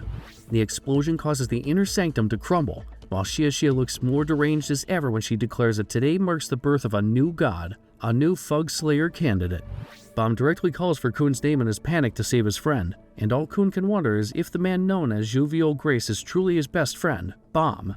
Khun stands frozen in shock as he wonders why and how Bomb is alive, or if he's even truly alive. Meanwhile, Novik and Ran do their best to hop around and avoid getting crushed to death. To make matters worse, the explosions activated a gigantic stone doll inside the sanctum, and it's getting ready to crush anything and anyone in its path. Khun recalls his conversation with Emily, and at the same time, the hand of Arlen is engulfed by a bright light as it gets wrecked from the bombs that Shia planted within it. We then get caught up with what's happening inside Khun's home base. At this moment, we find out that the two Fug spies embedded within his team are Apple and Michael, and if that wasn't bad enough, it turns out Michael has been poisoning Yi Tang nearly to the point of death. Surprisingly enough, we discover that Dan remains loyal to Khun even at this point, as we find out that Apple and Michael have him tied up on the floor. The speedster scout then asks the traitors who they really are, and Apple reveals that she and Michael are the regulars Fug sent to infiltrate Khun's team and kill him. But Apple has no idea why Fug wants Khun dead when Dan asks him about this. All she knows is that the organization gave her and Michael the order, so they did their duties. Apple goes on to explain how everything she's done up until this point was all to set up their team leader for a trap, from introducing herself to Khun in the first place to using Kasano as their bait. Apple then tells that she was able to hack into Khun's lighthouse and that he's probably already dead by now. Dan can't help but be equal parts appalled and impressed when he hears all this. He then asks what they're planning to do with him, and Apple tells Dan that they're probably going to eliminate him to make sure there aren't any loose threads lying around. Suddenly, Rachel walks into the room. Yes, walks, without her wheelchair or anything, and tells the two traitors to spare Dan. Rachel then goes on to give a speech about how Dan is pretty much innocent about any of this, that he was just following Khun's orders as part of the team, nothing more. Of course, this is Rachel we're talking about. She's not doing this out of the goodness of her heart. This is just a prelude to her inevitable sales pitch, as she asks Dan if he wants to be her legs and climb the tower together. It's at this point that we discover Dan is one stand-up guy that we'd mostly be lucky to have on our side, his laziness and reliance on AI notwithstanding. He's clever too, because he correctly surmises that Rachel was the one who initially gave Fug a call to put a hit on Khun, which ultimately led to what's happening right now. And instead of accepting her offer, Dan tells Rachel to get lost and stop being an absolute scumbag. If she wants to climb the tower, she can damn well use her own two legs to do it. He knows that Rachel is just the worst of the worst, the kind of person who has already kicked a couple of her friends to the curb and won't hesitate to step on anyone in her way. Dan's defiance causes Rachel to have a mental breakdown. Like the nutjob that she is, Rachel blacks out. The next thing she knows, she's holding a bloodied shiv with Dan's lifeless body lying face first on the floor in front of her. Even Apple and Michael are left speechless after they saw Rachel straight up execute Dan, after which Rachel tells the late scout that he doesn't know anything and, on an even more delusional note, that she didn't do anything wrong. Back at the hand of Arlen, the inner sanctum has now become a ruin. Bomb can only cry when he notices that Khun is nowhere to be found and he assumes the worst. At the same time, we found out that Hwaryun, Prince, Yiwa, and Arkraptor have finally arrived in front of what was once the hand of Arlen, and they have no clue what kind of mess went down in there that caused its destruction. We then find out that the gigantic stone doll from earlier that emerged inside the inner sanctum is actually a makeshift shift that Shia and Kasano are using to make their escape. But there are a couple of things they didn't take into account when they made their getaway, Ran and Novik. The two members of Team Khun find themselves accidentally taken aboard the stone doll ship. Novik and Ran check on each other, and they wonder if Khun's still alive under all that rubble from the explosion. Shia then walks up to them and tells the two that she wasn't expecting that they would be able to hop on her escape ship, but there they are. Novik asks her about her motivations for going through this whole convoluted plan to kill Khun, and Shia answers that there's more to it. According to Shia, destroying the hand of Arlen and ending Khun's life is all for brand recognition. Specifically, it's to help Bomb, or Jovial Grace, acquire a reputation as a legendary Fug Slayer. This ultimately will garner Bomb and Fug a lot of clout within the tower. Shia then adds that her plan isn't even over yet, because now they've reached its next phase, to form a super team including Bomb, joining the upcoming workshop battle, and eliminate all the E-rank regulars there. Ron hears all this and tells Shia she's crazy, because there isn't going to be a super team at all, much less make it to the workshop battle, because she's going to die right there and now by Rand's hand. Rand then attacks Shia, who orders Kasano to deal with him. They're about to clash when Bomb gets between the two and uses Novik's own technique, the Crimson Soul Fist, to break up the fight. He then uses a lighthouse to secretly send Rand and Novik messages to ultimately help them take down Shia and Fug. Shia notices that Bomb is acting rather shady, but her thoughts are interrupted when he tells her that he's willing to enter the workshop battle with her on one condition: Novik and Rand have to be part of the team too. Shia tries to protest, but Bomb pulls rank on her and she has no choice but to accept his request. All the while, Bomb continues to send Novik and Rand messages through the lighthouse, telling them to follow him. He then sneaks an observer beside Rand containing another message telling them to trust him because he's not their enemy and that Khun is most likely still alive. Seeing this, Rand makes the call to play along and join Shia's team for the workshop battle. Back at the ruins of the Hand of Arlen, Hwaryun and the others desperately call for Bomb and Horyang. Yua notices that Bomb's pocket was left under the rubble. Thinking that Bomb might still be trapped underneath, Hwaryun uses his explosives to blow a hole through the mound of rocks in front of them. They notice that someone is lying unconscious underneath the rubble when dust settles, but they're surprised to find out that it isn't Bomb at all. It's someone they don't know, Khun. Khun has a dream of his most recent encounter with Bomb. He doesn't believe that Jovial Grace and his best friend are one and the same person at first, but he pieces the information he has together and ultimately accepts it. However, one question still lingers within Khun's mind: why is Bomb working with Fug? Khun suddenly wakes to find himself inside Team Sweet and Sour's apartment, as Hwaryun and Yua argue about how they can remove the acupuncture needle from Khun's side that she accidentally set aflame. When Khun notices the strangers around him, he immediately pulls the needle from his body and threatens to stab Hwaryun with it, unless he finds answers. Khun then asks Hwaryun who he is, and Hwaryun says that he was going to ask Khun the same thing. Later, things calm down and Khun meets everyone from Team Sweet and Sour. He notices that it's highly unusual that a Slayer candidate like Jovial Grace would have a team made up of otherwise ordinary regulars. Khun decides to keep it to himself, as Hwaryun tells him how they found him under the Hand of Arlen's rubble. They also found Viol's pocket there, but their teammates were nowhere to be seen. Hwaryun then asks Khun what exactly happened there, and Khun admits that he doesn't really know yet. Then, Khun asks to take a look at Viol's pocket. Hwaryun hands it to him and he notices something about it that helps him confirm his theories about Bomb, Fug, and the entire Jovial Grace identity. Still, he plays it smart and keeps it all to himself. Khun then tries to leave and tells Team Sweet and Sour that he's going to get his team back. However, Arkraptor blocks his path and convinces Khun to let them come with him. Not long after that, Khun and Team Sweet and Sour go to his home base located on the 29th floor.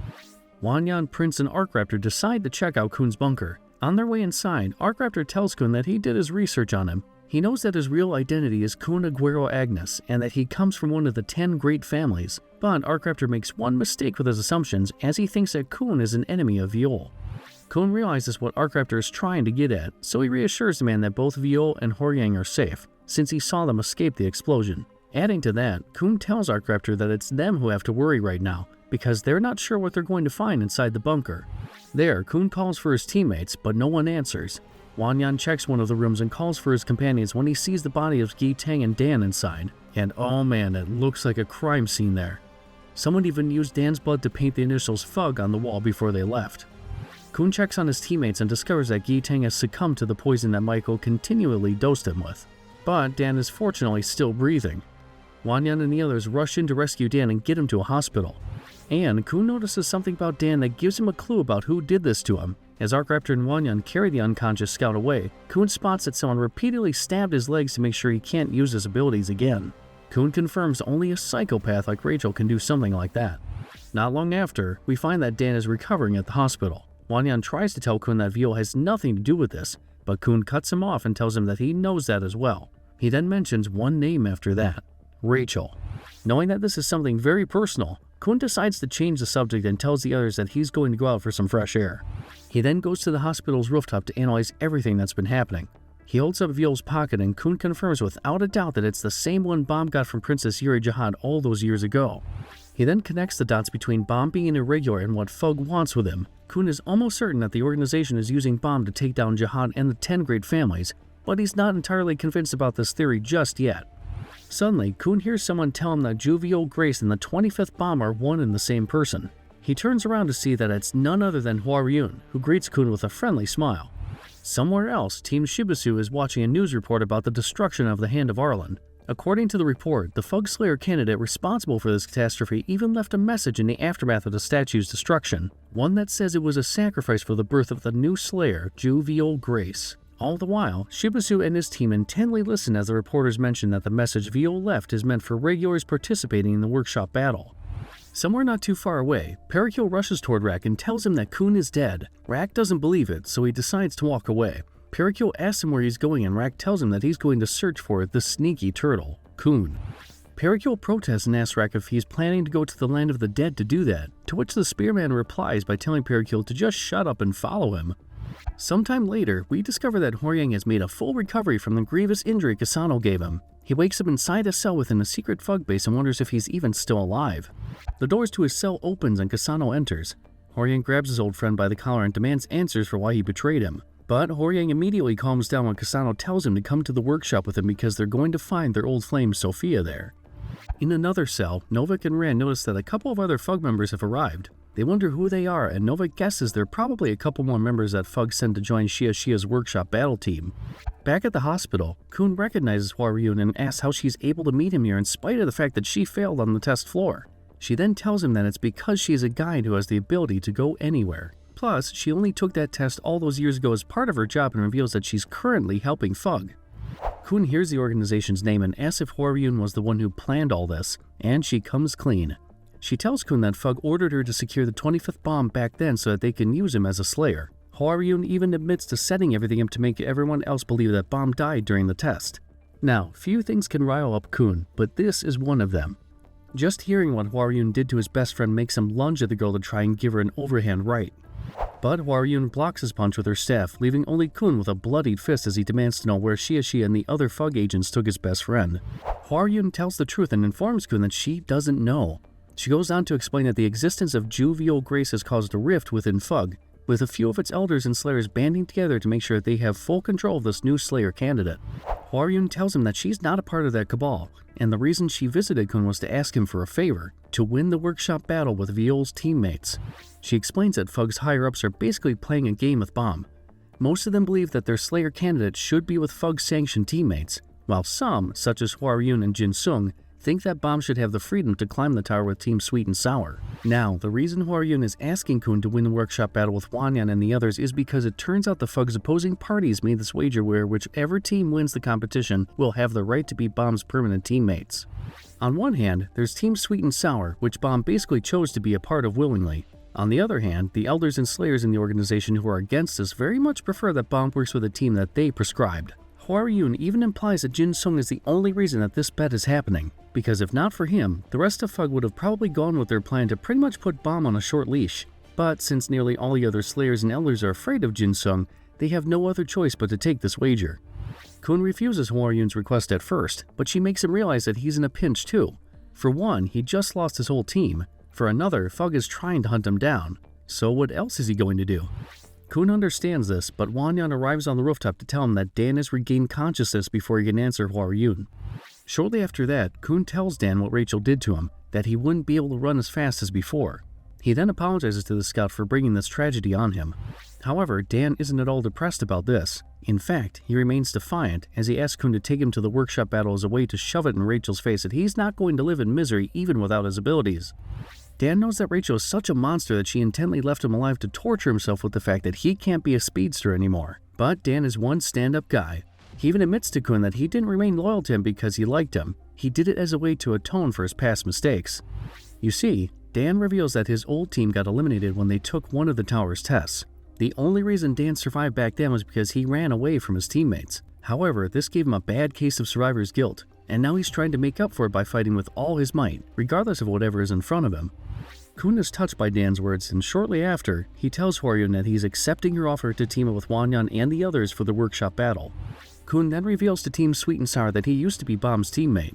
He asks them to join him and bring back their friend if they win the tournament. Khun reassures him that they'll win. And when Hwaryun tries to tell Khun that that might not be all too possible, Khun gives him a speech that both terrifies and impresses Team Sweet and Sour. That's because Khun puts everything on the table, as he tells him that he can guarantee that they'll win the workshop battle. Khun is determined to create the perfect strategy to break each and every one of their opponents, and he's more than willing to employ any underhanded tactic they need in order to win the whole thing. Because according to Khun, it's not solely about Bomb. In the end, everyone's going to kneel before him and beg him for mercy. But still, Khun reminds Hwaryun that there's no pressure. He'd let them decide if they want to team up with him. Well, Hwaryun realizes that he and his teammates aren't going to leave Viol and Horyang hanging, so they strike a deal with Khun and seal the deal. Inside Fug's secret base, the two newcomers approach Bomb and call him Lord Ju Viol Grace. One of them introduces himself as a fisherman named Reflejo, and he asks Bomb if he likes the needle that they gave him. We then see that Bomb has a new weapon, a blood-red needle that swirls around his hand. Reflejo then apologizes to Bomb for playing a part in his abduction, but Bomb lets it slide and replies by telling his subordinate that it was his own fault for showing weakness. But now, they should focus on the upcoming test. A month later, and we find out that Khun has been riding Team Sweet and Sour hard. He's basically become their drill instructor as he puts Hwaryun and the others through grueling training day in and day out. Khun dismisses his new teammates after telling them to rest up for the upcoming test tomorrow, which will serve as a qualifier for the workshop battle. Hwaryun then literally crawls his way to the front door of their house and finds that Dan is preparing to do some exercises of his own. Hwaryun's a bit worried that Dan might be rushing into it, but the scout insists that he has to do his part for the team. Dan then checks in on Hwaryun and asks him if Team Sweet and Sour will be alright taking the preliminary test. Hwaryun admits that he's nervous about it, since this is the first test he'll take without either Viol or Horyang. Meanwhile, Goseng visits Khun's office to tell him about a new method she came up with regarding the partial strategy they're planning on using in tomorrow's test. Khun, however, reprimands Goseng for hyperfixating on the partial strategy instead of their overall plan. He tells her that the rest of the team need her, their light bearer, to have confidence in their original strategy, so Goseng needs to have more faith in herself. Hearing this, Goseng takes Khun's advice. Meanwhile, an exhausted Mi-Sang and Prince are outside the house. Mi-Sang suddenly stands up when Prince asks her where she's going. She tells him that she's going to train some more because she wants to see Viol and Horyang again. According to her, Mi-Sang doesn't want to lose anyone important anymore, like how she lost her parents in the past. Prince does his best to hide that he feels the same way, but he ultimately joins Mi-Sang in doing some extra training for the upcoming preliminaries. Somewhere else in the house, we find Yiwa getting more and more frustrated with the fact that she still can't fully control her flame abilities. Inside Arkraptor's room, he sits up from bed and admits that he's too nervous to go back to sleep. Khun finds each and every one of them looking completely haggard early the next morning. He scolds them for overexerting themselves and orders the team to go back to bed and get some much-needed sleep. Team Sweet and Sour does as they're told. With Khun and Dan left alone inside the house, he confides with his scout about how frustrated he is with Team Sweet and Sour's lack of discipline. Khun is honestly baffled that Bomb was able to put up with them, but Dan reminds him that Team Sweet and Sour are just doing their best. Dan urges Khun to take it easy, but Khun's too stressed out to get some sleep right now. The scout also thinks to himself that the reason Khun is having a hard time training Hwaryun and the others is because he's always had above average members in his team, so he can't understand that it's perfectly normal for regulars to feel nervous when a test is coming up. Somewhere else, inside the workshop, a robot informs a thin man with long white hair that everything is all set for the workshop battle. The man then tells the robot to send the invitations to the regulars. Later, we find that Shia's team is qualified for the workshop battle after passing the preliminaries. Novik tells Ran that he really isn't comfortable with this new team of theirs. Ran agrees, but he admits that this is one of the best teams he's ever seen. Shia's lighthouse then receives a message inviting her team to the workshop battle. In a different place within the tower, we find that Team Shibisu has also received their invitation to the competition, so they get ready to head out and beat this Ju Viol Grace they've been hearing about on the news. Meanwhile, we find out that Rak is planning to join the workshop battle as well in spite of Pericule's protests. Then we circle back to Khun's office. It's implied that Team Sweet and Sour passed the qualifiers because Khun receives a message that they've been invited to participate in the workshop battle as well. We then see the white-haired man from before as he formally announces the beginning of the much-awaited event. Somewhere else in the tower, a mysterious man lights up a cigarette while he talks to another person through an old radio. The person at the other end of the line asks the man with the cigarette if he already has the answer to their question, to which he replies to just wait. The game has just begun. Back on the 29th floor, Hwaryun suddenly gets up from bed when he hears his teammates tell him that they're leaving him behind. Hwaryun realizes that today's the day they're going to the workshop, the 30th floor, so he scampers and barely makes it in time to board their ship. On their way to the 30th floor, Hwaryun expresses his excitement about meeting Endorsi Jihad, his all-time crush. He wonders if they'll meet her, and Khun tells him that not only that, but they're going to be fighting against her. Khun then reminisces about his old friends and wonders how strong they've gotten since the last time they met. They eventually reach the 30th floor's middle area and are treated to the sight of the Archimedes, one of the top 5 floating ships at the workshop. Khun takes a look at it and notices that there's a jar-like contraption attached to its tail. Khun and Team Sweet and Sour then reach the place they're staying at. Everyone takes a load off, while Khun stares at the Archimedes and remembers his conversation with Hwaryun at the hospital. It turns out that there's another caveat to the deal they made. Hwaryun made him promise that day not to let anyone else outside their inner circle to learn that he and Bomb are still alive.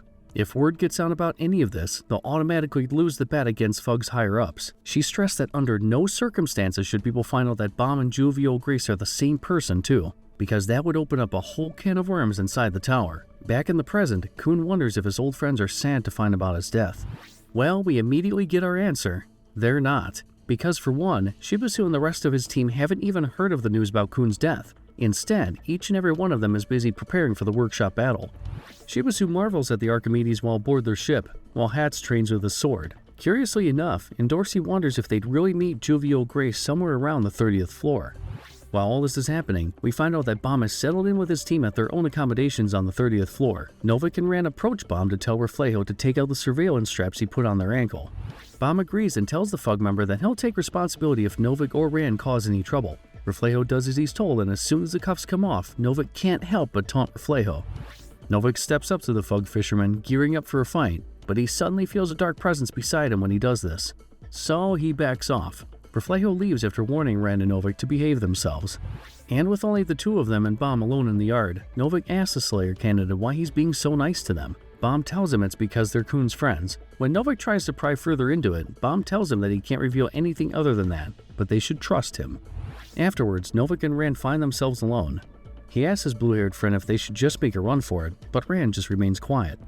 That night, we see Bomb getting some fresh air on the yard of their hotel overlooking the Archimedes on the 30th floor when he spots a peculiar scene happening on the streets of the 30th floor. Far down below, he sees a man with a sword being chased by a large black creature. Down on the ground, the man runs as fast as he can to get away from the creature. He eventually turns a corner and runs into a small alley, but the creature leaps over him to block his path. We find out that this creature resembles a grotesque humanoid with blades for arms. It prepares to attack the man, but it suddenly blows up to bits when Bomb arrives and uses his Shinsu to save the man. But instead of thanking him, the dude panics and explains to Bomb that the creature he just destroyed is one of the workshop patrol robots, the 30th floor's security. He then tells Bomb to come with him when he notices other patrol robots coming their way. Bomb and the man hide on a rooftop. When the guy peeks from the ledge, he realizes that there's now a workshop patrol level 30 blue dogs sent to hunt him and Bomb. He then explains that these automated security guards are programmed to send signals to higher level robots whenever one of them is destroyed. And since Bomb absolutely wrecked the first one, it sent out a signal to match or overcome his power levels, which explains why level 30 blue dog is tracking them down. Regardless, the man thanks Bomb for saving his bacon down there, since he didn't know how things worked on the 30th floor. Bomb asks the guy what they should do, so he pulls out his phone and uses Emily to ask where they should go. The chatbot replies and tells him to go to D52. So the man tells Bomb to come with him until they reach the sewers. There, they enter a small room where the guy installs jamming devices that can stop Shinsu flow and transmission signals from escaping. He then tells Bomb that the patrol robots won't be able to send reinforcements if they beat him here. Bomb asks if they should fight the level 30 blue dog, but the man tells him that they now have another problem. Level 30 blue dogs are strong enough to defeat an entire gang of E-rank regulars, so they can't face it head on. So the guy tells Bomb to help him install traps inside the room. Back at Khun's place, we find that he, Hwaryun, and Dan are watching Endorsi being interviewed for the upcoming workshop battle. Endorsi works the media like a true pop star, and Hwaryun and Dan are head over heels for her. Khun, on the other hand, thinks it's absolutely cringeworthy. Khun then asks where the rest of Team Sweet and Sour are, and Hwaryun tells him that they all went around town without him. So they all just decide to stay there at home and watch more TV. At that moment, Shibusu pops up on the screen for his interview. All the while, Khun wonders why the workshop's organizers are making them stay a couple of days here in the 30th floor's middle area instead of heading directly to the tournament's venue. At that moment, Shibusu's interview gets cut off and replaced by a message from Io. one of the workshop battle's hosts. We find out that everyone else in the middle area is hearing this message, as Io announces that the workshop's organizers have planned a little game for everyone before they can board the ship that will take them to the tournament grounds.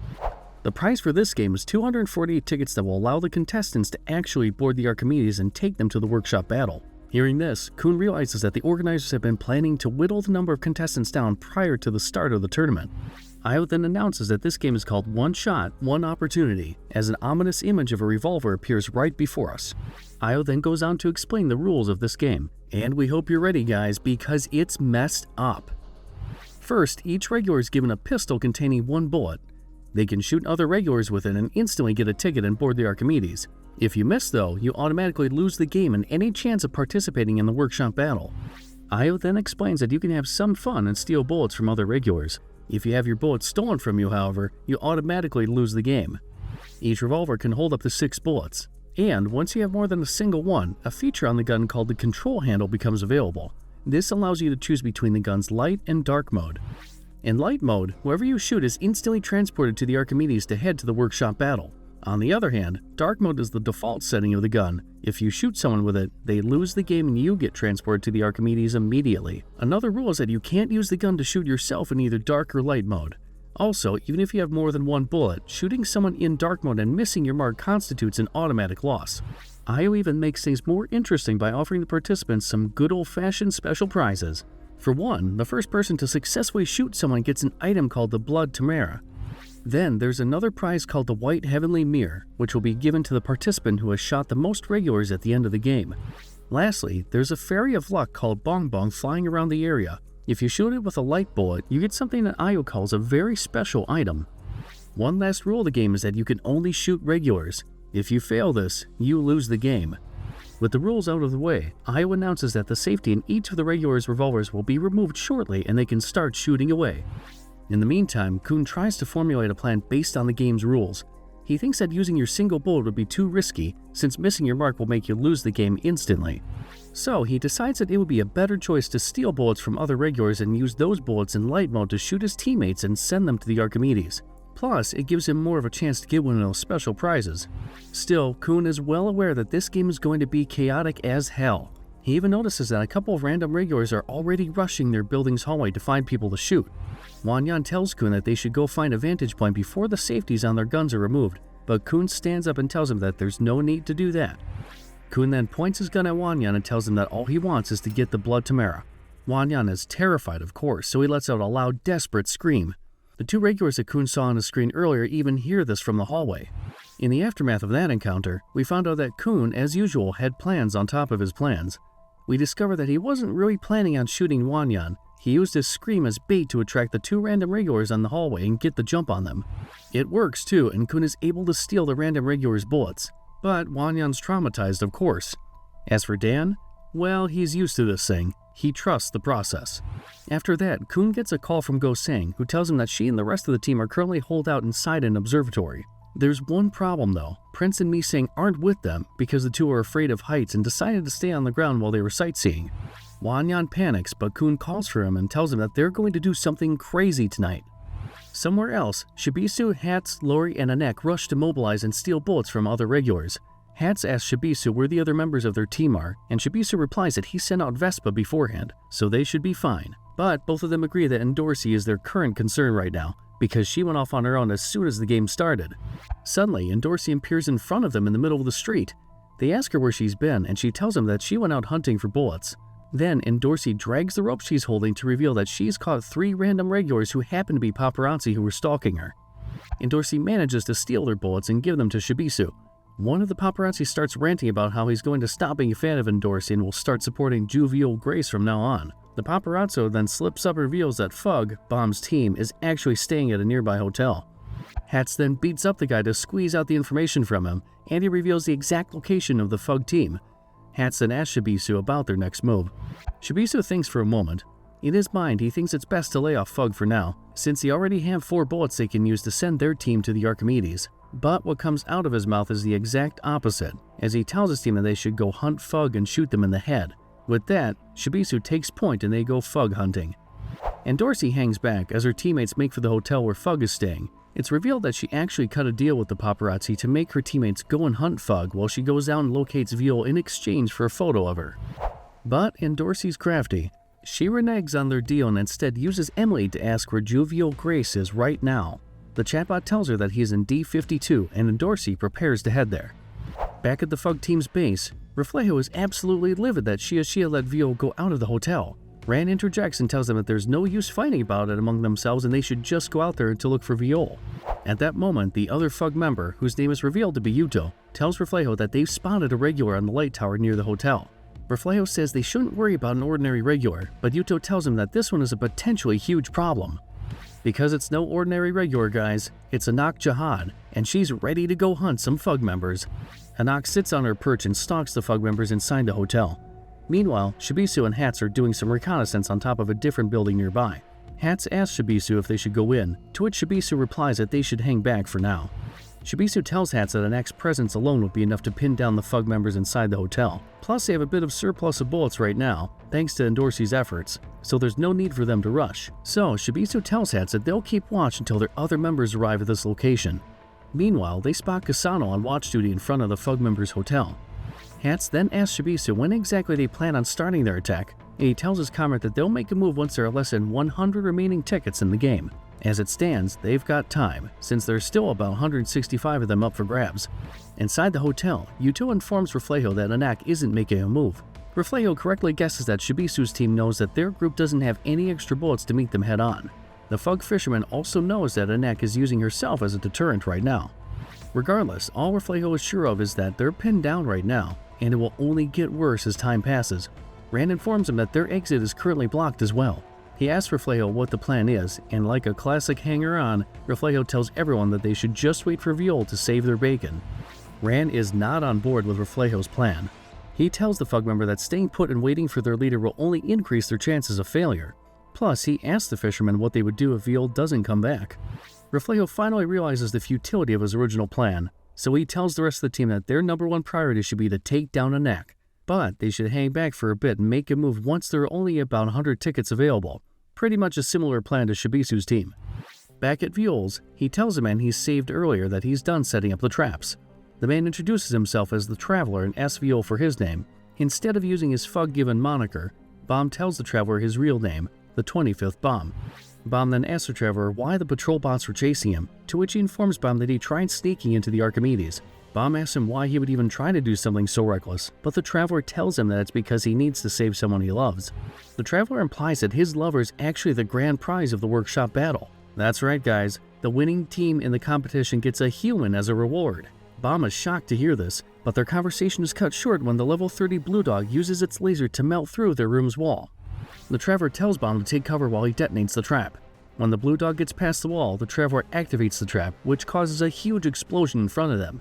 But both he and Bomb are shocked to discover that their gambit did nothing to hurt the level 30 Blue Dog, since it activated its own shields to protect itself from the blast. Then the Blue Dog transforms all its appendages into sharp blades as it prepares to strike down Bomb and the Traveler. The Traveler tries to make a run for it, but Bomb chooses to stand his ground and face the patrol robot. However, Bomb would turn out not needing to do anything, as Endorsi bursts into the room and gives the Blue Dog a devastating kick that destroys it in one blow. Seeing Endorsi leaves Bomb wide-eyed. As for the princess, well, she did not come there for a nice little reunion. Because right after destroying the level 30 Blue Dog, Endorsi gets Bomb on the ropes, as she points her revolver right at his head. Endorsi doesn't recognize him as Bomb, but she's well aware that she's caught none other than the infamous Jovial Grace. Back at Khun's team, Hwaryun protests about their leader's new plan. Khun tells him to just trust the process if he doesn't want Team Sweet and Sour to lose the game. So Hwaryun begrudgingly agrees and starts running outside their hotel. Meanwhile, the Traveler finds it strange that Endorsi called Bomb by the name Jovial Grace. As for the princess, she was expecting the infamous Fug Slayer candidate to look more sinister, so she's a bit underwhelmed to find out that Viol is just an ordinary-looking guy. But she can't help but notice that the guy looks somewhat familiar. Suddenly, a gun manifests itself in the middle of the room meant for Bomb to participate in the one-shot, one-opportunity game. Bomb notices Endorsi distracted for a split second, so he dashes away from Endorsi's crosshairs. Endorsi can barely react, but she manages to pull the trigger before Bomb can fully dodge. However, no shot goes off because Bomb has placed his palm right on her gun's barrel and used his Shinsu to freeze Endorsi in place. Bomb then sweeps her legs, but Endorsi encounters with a jackknife kick of her own that sends Bomb flying. But there's a silver lining here, because Bomb spots Endorsi's gun lying on the floor, so he steals it and runs toward the traveler. He tells his new friend to throw his remaining explosives at Endorsi while they make their escape. He does so, and the explosion is large enough for Bomb and the traveler to lose Endorsi on their tail. The dust settles and Endorsi is left alone inside the room. She's furious, but the realization that Veil's freezing technique is eerily similar to the one her old friend Bomb uses causes her to pause. Suddenly, a large figure looms behind Endorsi, and she gets back to being annoyed again. Some distance away, the traveler and Bomb check to see if the coast is clear. They notice that no one is following them anymore, so they start talking to each other. The traveler tells Bomb that Endorsi must be mistaken for thinking that his name is Jovial Grace. After all, a good guy like Bomb can't possibly be the same person as the abominable Fug Slayer candidate. The traveler then bids his farewell and tells Bomb that they should go their separate ways now. He waves goodbye and tells his new friend that he'll see Bomb on the Archimedes. Now left alone, Bomb checks his observer to see the rules of the one-shot, one-opportunity game on its screen. He realizes that something is going down in the middle area, so he should get back to his team as fast as possible. Somewhere else, Quaitro and Chang have just destroyed a few random regulars in their way. The crazy flame user asks Chang where they should go next, so he points to the observatory, the same one where the rest of Team Sweet and Sour are holed up. At the observatory, Go-Sing suggests that they should get out of there and find a higher vantage point. Arcraptor agrees. He notices that it's become quiet in the vicinity, so he opens the exit door. To his surprise, he finds Chang right on the other side. Arcraptor tries to shoot Chang, but he gets the better of him and points his own revolver at Arcraptor's foot. Chang was just about to shoot Arcraptor when Quaitro grabs his attention to reveal that Hwaryun is holding him hostage. Khun walks up behind Hwaryun and Chang realizes who it is. Chang tells Khun that everyone thought he was dead and asks him how it's possible that he's still very much alive. Khun brushes the question off and instead gets down to business. Instead of fighting each other, Khun proposes a deal. In exchange for Chang and Quaitro giving Khun all their bullets, he'll shoot them with his gun in light mode to instantly send them to the Archimedes. Chang's reluctant at first, but he ultimately agrees to Khun's plan, knowing that it's the best option right now. A bit later, Khun holds up his end of the deal and sends Chang and Quaitro to the Archimedes. After that, Go-Sing tells Khun that they should go and search for Mi-Sang and Prince, but Khun tells her that they shouldn't prioritize that at the moment, because it's too risky. Go-Sing protests, but Khun tells her to trust Mi-Sang and Prince that they can get through this. After all, if they can't even win this game, it's most likely that they won't stand a chance against what the workshop battle has to offer. Go-Sing understands, but she doesn't feel good about leaving the two young members of their team on their own. However, Arcraptor makes her realize that Khun's plan is the best that they've got at the moment. So, Arcraptor tells their leader to shoot him and send him to the Archimedes instead. Somewhere else in the middle area, we discover that Verdi has captured the unconscious Mi-Sang and Prince. Vespa asks her what she plans on doing with the two, and Verdi tells her roommate that she's going to turn them into her dolls. They then report to Shibisu and tell their leader that they've reached their designated spot. At this moment, Shibisu is getting ready to take the fight to Fug, since there are only 103 tickets remaining in the game. Shibisu reiterates their game plan, to capture Jovial Grace alive and eliminate all the others. Yuto reports to Reflejo that their enemies are now making a move, as Anak charges up her weapon to blast a hole through Fug's hotel. She then enters the building to find Ran waiting for her there. Near the entrance of the hotel, Kasano notices the explosion from Anak's attack. He tries to rush in there, but an energy wave strikes him from behind. When he turns around, he sees Hats approaching. In the meantime, Shia desperately tries to do some reconnaissance work with her lighthouse.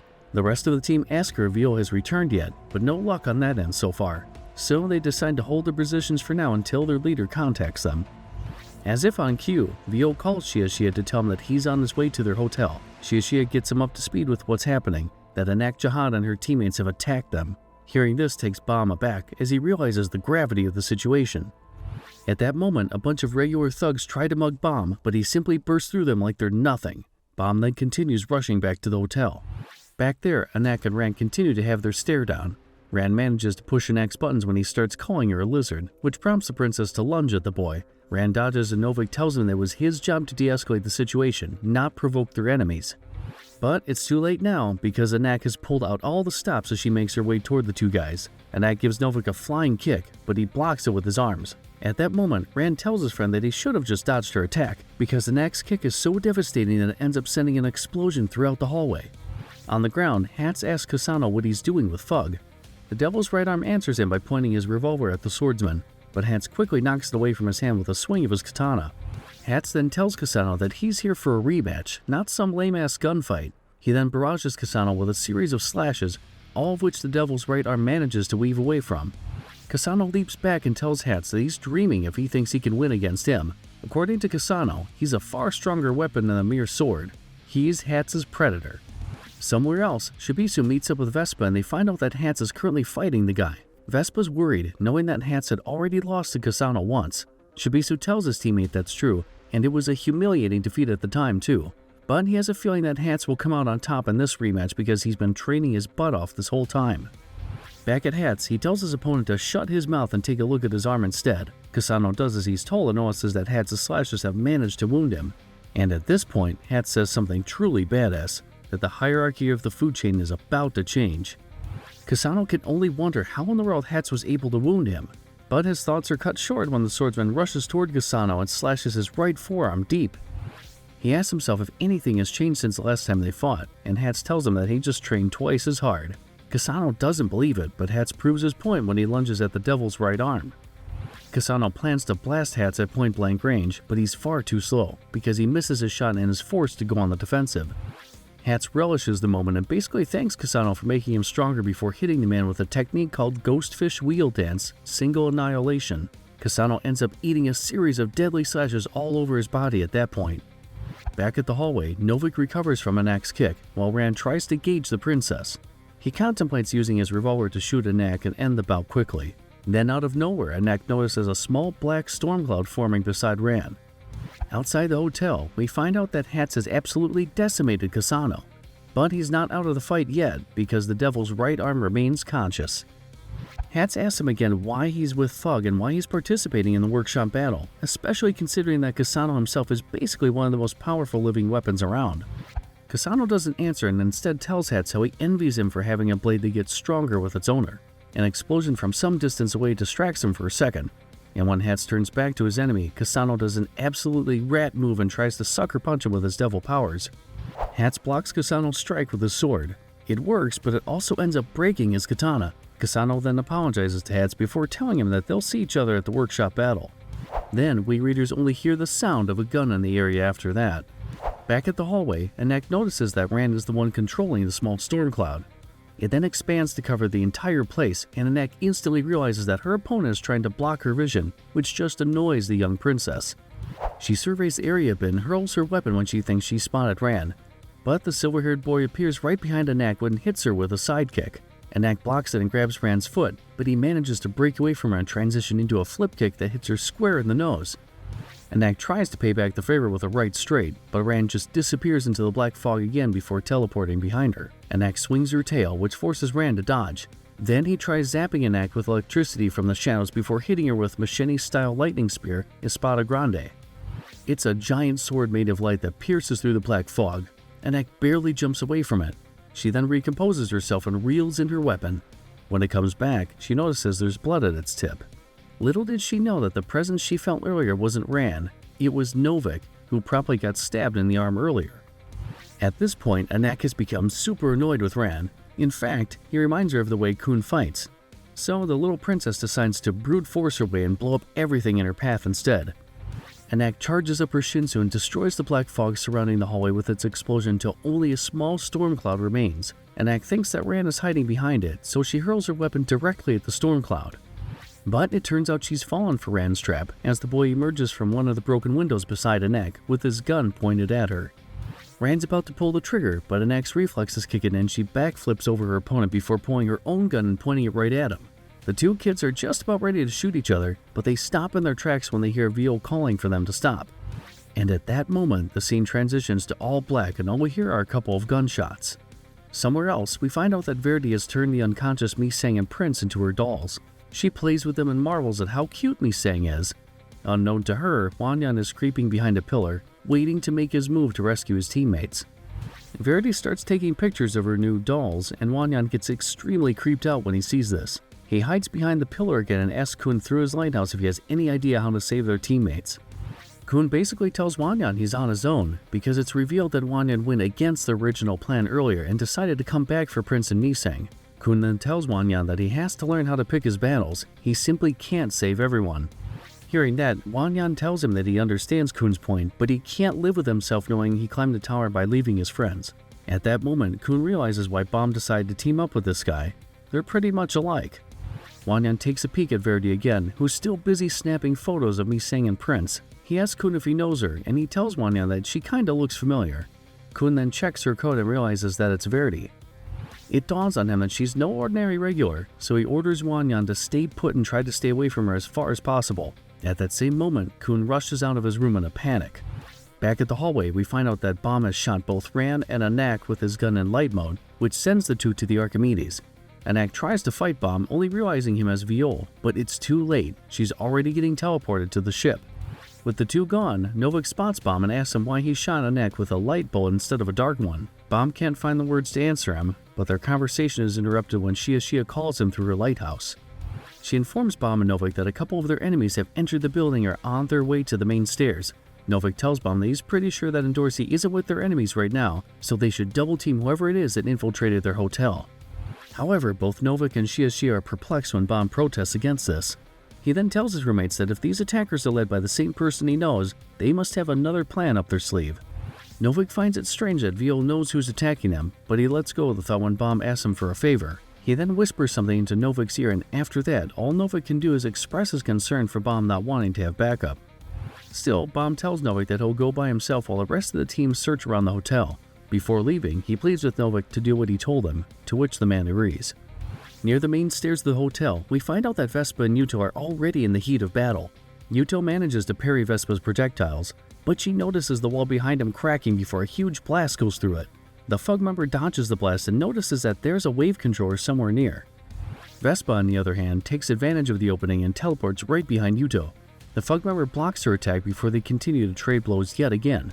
Some distance away, Shibisu analyzes the battlefield and adjusts his satellites to find the right moment to strike Yuto. Vespa and the Fug member keep on clashing until Yuto notices a faint blue light from the window nearby. At that moment, Shibisu orders his satellites to shoot and a drill comes bursting through the ground right beneath Yuto. The Fug member realizes that the blue light was just a diversion. Now Shibisu and Vespa have Yuto right where they want her.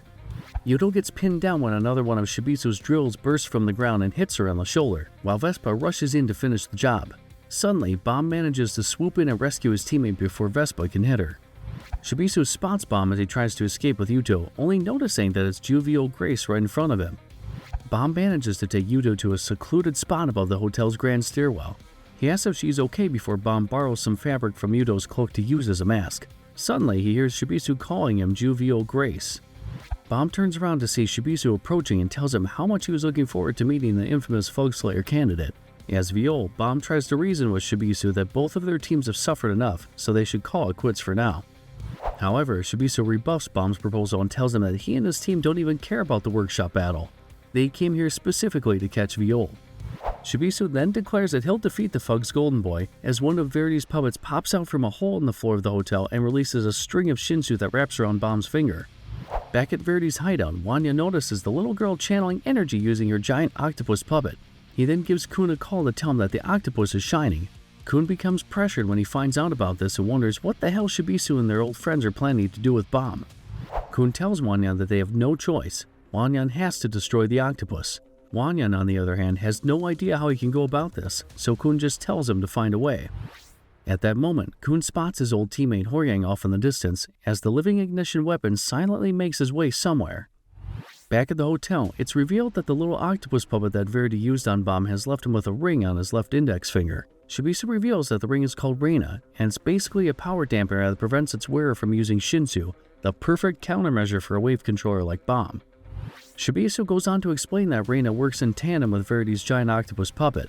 Whenever Bomb tries to use Shinsu, Reina will just absorb it and the giant octopus will then just convert that energy into water that it spews from its mouth. And of course, Reina's stuck on Bomb's finger. There's no way he can remove it all on his own. Shibisu then tells him that they had analyzed Viol's powers before they sprung their plan. He knows that Viol is a strong wave controller, but his physical prowess leaves a lot to be desired. Shibisu then moves on to the next phase of their plan, to send Amigo after Bomb, since he's a powerful hand-to-hand combatant that can easily take down this opponent without Shinsu. Amigo lunges at Bomb and gets ready to pummel his target after telling him that they're going to capture him when all this is done. Bomb barely dodges the punch that Amigo throws at him, but Vespa springs behind and prepares to hit him with her weapon. But Yuto parries Vespa, so she ends up focusing on the other Fug member. Meanwhile, Amigo continues to barrage Bomb with cracking punches that he can barely defend against. Bomb contemplates stealing Amigo's gun, but he can't find an opening when he realizes that Amigo has gotten much faster since the last time he saw him. Amigo puts pressure on Bomb the whole time, which prompts him to come up with a classic boxing move to close the distance and stop Amigo from having enough space to load up his punches. Bomb ducks and weaves toward Amigo, but he realizes that his opponent has already anticipated his moves. The moment Bomb gets in the pocket, Amigo loads up an uppercut that hits him straight in the jaw.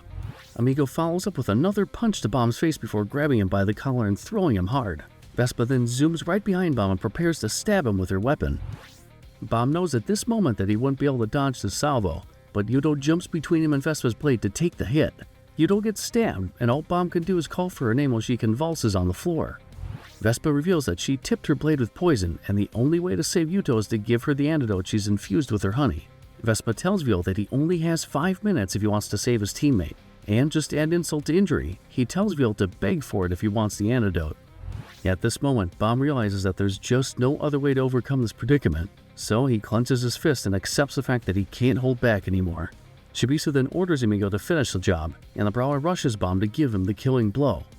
However, both Shibisu and Vespa are left with their mouths open when they see Bomb strike down Amigo with a cracking overhand right that makes their teammate crash into the ground. When they get a good look at Viol, they see that there's a thin glowing red swath of energy that has appeared on his back. Shibisu is absolutely slack-jawed to find out that Viol was able to defeat Amigo with a single blow, while Vespa gets furious seeing their teammate laid out on the floor like that. So she flies right behind Bomb and tries to stick him with her needle. It doesn't work because Bomb manages to preempt her move as the Slayer candidate grabs the tip of her weapon and hurls it across the room along with Vespa.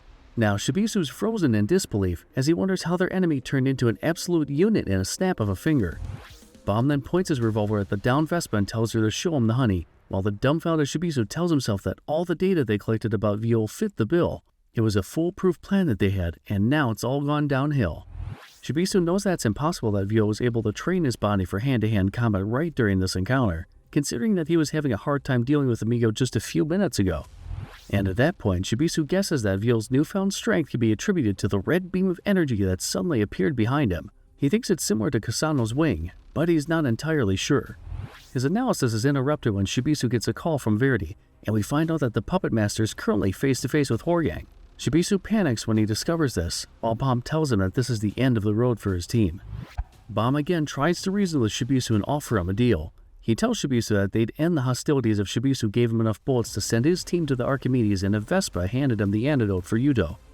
Shibisu's defiant at first, but Bomb makes him realize that refusing the deal will just end with him shooting Amigo. Vespa hears all this and urges their leader to keep fighting, but Shibisu's smarter than that. He knows when he's beaten, so he accepts Viol's deal and tells Vespa to hand him the antidote.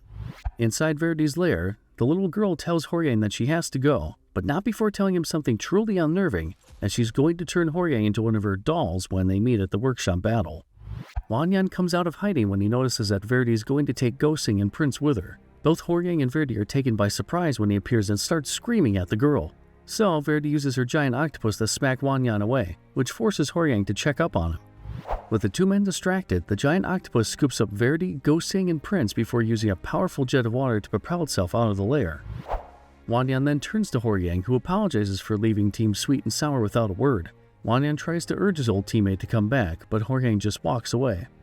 Back at Bombs, we find out that both he and Shibisu have made good on their agreement. Shibisu shoots the raging Vespa with a light mode bullet to send her to the Archimedes and tells Viol that things wouldn't turn out the same at the workshop battle. Still, Shibisu takes the opportunity to tell Viol that it's weird how a Fug Slayer like him actually cares about his team. They then part ways, and Bomb uses the antidote on Yudo. Novik arrives and Bomb asks him if he did the favor he asked, which we find out was to hand a bullet to Reflejo. Novik asks him why he asked for that favor, but Bomb remains silent.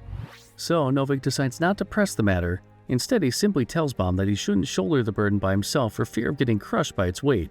But Bomb isn't having any of it. As Bomb tells Novik, he's perfectly fine with collapsing under the weight of his problems if that means others will be safe. And sadly enough, he adds that he's lost his reason for living anyway.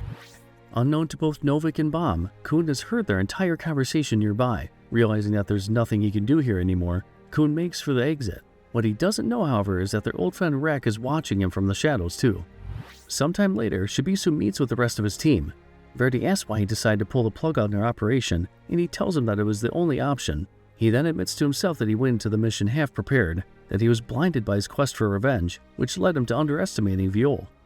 Shibisu is well aware that he and his team got lucky this time when they managed to block Viol's Shinsu right from the onset of their encounter.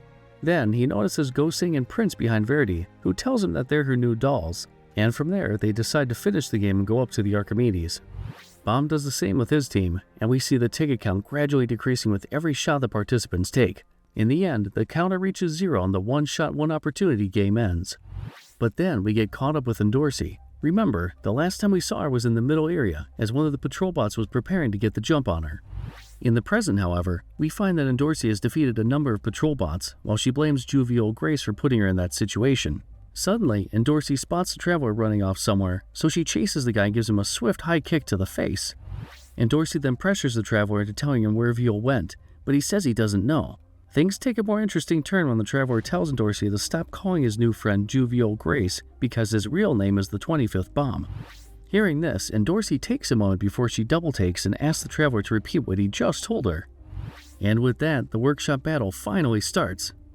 A day later, the Archimedes cruises along the plains of the tower's 30th floor, as the workshop battle's hosts, Io and Punk, relish how good life has been for them.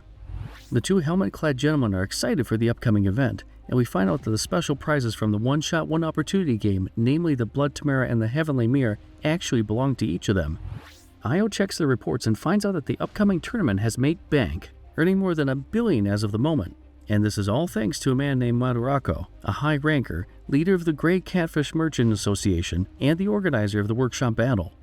Madurako rejoices at the fact that this year's workshop battle is making an absolute killing with the fans because of the caliber of its contestants, such as Viol and Endorsi. He even says that the bettors on the tournament will have an influence on the results of the contest, and in the end, they'll be swimming in money.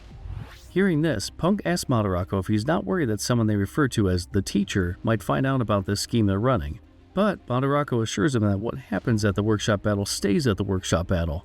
Plus, even if their activities leak, no one will bat an eye as long as their so-called research is completed. So Madurako tells them to let him worry about the event, while Io and Punk focus on the research. Madurako then leaves, and Punk asks Io if they can really trust the man. Io just tells his companion to get his mind off it, and we find out that this research they're conducting is about completing Emily. And they don't mean the AI chatbot either. They're talking about Emily's humanoid form, the one who's currently inside a pod. Somewhere else on the Archimedes, Madurako tells his goons to let the merchant know that it will come into their hands soon. The old man then sees the various contestants down below enjoying their downtime and tells himself how excited he is for tomorrow's party. On the Archimedes poolside located on the second floor, an announcer welcomes the 249 contestants who made it this far. We discover that the workshop is sparing no expense to keep them comfortable, as the announcer tells them to enjoy their stay on the ship. Meanwhile, Shibisu is lounging on a pool chair while sipping on a drink and oogling a few bikini-clad women playing in the pool. Anak and Ron May spot him, with May teasing him as a pervert. Anak, on the other hand, kicks their team leader and blames him for the mess that happened in the middle area. May then keeps up appearances and pretends she's happy to see Shibisu there. On the other hand, Shibisu guesses that if May is on this floor, then her teammate must be preparing in the workshop battle too, a teammate with a reputation that Shibisu seems to be very aware of. She then asks Shibisu about their fight with Viol. He tells her that they lost that bout, but he doesn't give her any details about it, like how Amigo got wrecked or how Hatsa's sword broke. We then find out from May that Endorsi actually made it to the Archimedes even if she failed to get a ticket during the one-shot, one-opportunity game. It turns out that Endorsi caught an intruder trying to board the ship, so the organizers of the event gave her a pass. Shibisu hears the story from May and tells her this is the first time he's heard about this, since Endorsi has a habit of going off on her own. At that moment, the large screen above the pool area plays a live interview of Endorsi asking her about the events that got her on the ship. She tells the interviewers that she found an intruder fighting with the patrol, so she decided to follow him. She then caught this intruder and, luckily enough, she found the fairy Bong Bong at that same moment. She then shot Bong Bong, which instantly transported her to the Archimedes. And as a way to thank her for catching the intruder, the organizers of the event even gave her a bonus ticket. After that, Endorsi cuts off the interview and tells the reporters that she's done for the day. Suddenly, they spot Viol at the poolside with his team. The reporters then ask Endorsi if she's excited to fight the Slayer candidate, but the princess brushes them off. So Endorsi leaves the reporters and heads to a restricted area on the ship, the intruder jail. A couple of guards try to block her path, but she uses her status as a princess of Jihad to get her away and go inside the jail. There, Endorsi meets with the traveler, and we find out that he's the intruder that she caught to be able to get into the ship. The traveler feels absolutely betrayed that Endorsi screwed him over, but he answers honestly when she asks him about Veal's true identity. Endorsi then leaves the traveler after getting the answer she wanted. He begs her to set him free, or else Emily is going to die. This piques Endorsi's interest, and she asks the traveler if he's talking about Emily the AI chatbot, to which he says yes. Endorsi thinks he's out of his mind, but the traveler then reveals that Emily isn't just an app, she's an actual living thing who's somewhere inside the Archimedes. Somewhere else on the ship, Khun looks more stressed out than ever as he and Hwaryun stare at someone in front of them. Hwaryun asks him if that's really a crocodile who's talking to them, and we discover that Rak is sitting on a chair in front of the two men. Khun asks Rak how he got here, and he tells his old friend that the red turtle told him everything and instructed him to help Khun.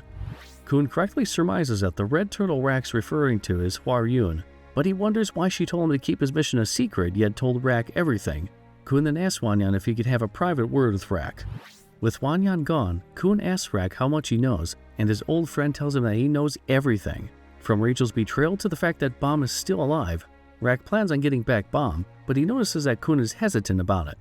Meanwhile, Hwaryun tells the rest of Team Sweet and Sour that an old friend of Khun is paying him a visit. They're curious to meet Rak, but it's more curious to find out that the organizers of the tournament decided to room Chang and Quaitro with Team Sweet and Sour. Suddenly, the doors to Khun's room burst wide open with a loud bang as Hwaryun and the others turn around to see that he's gotten into a heated argument with Rak.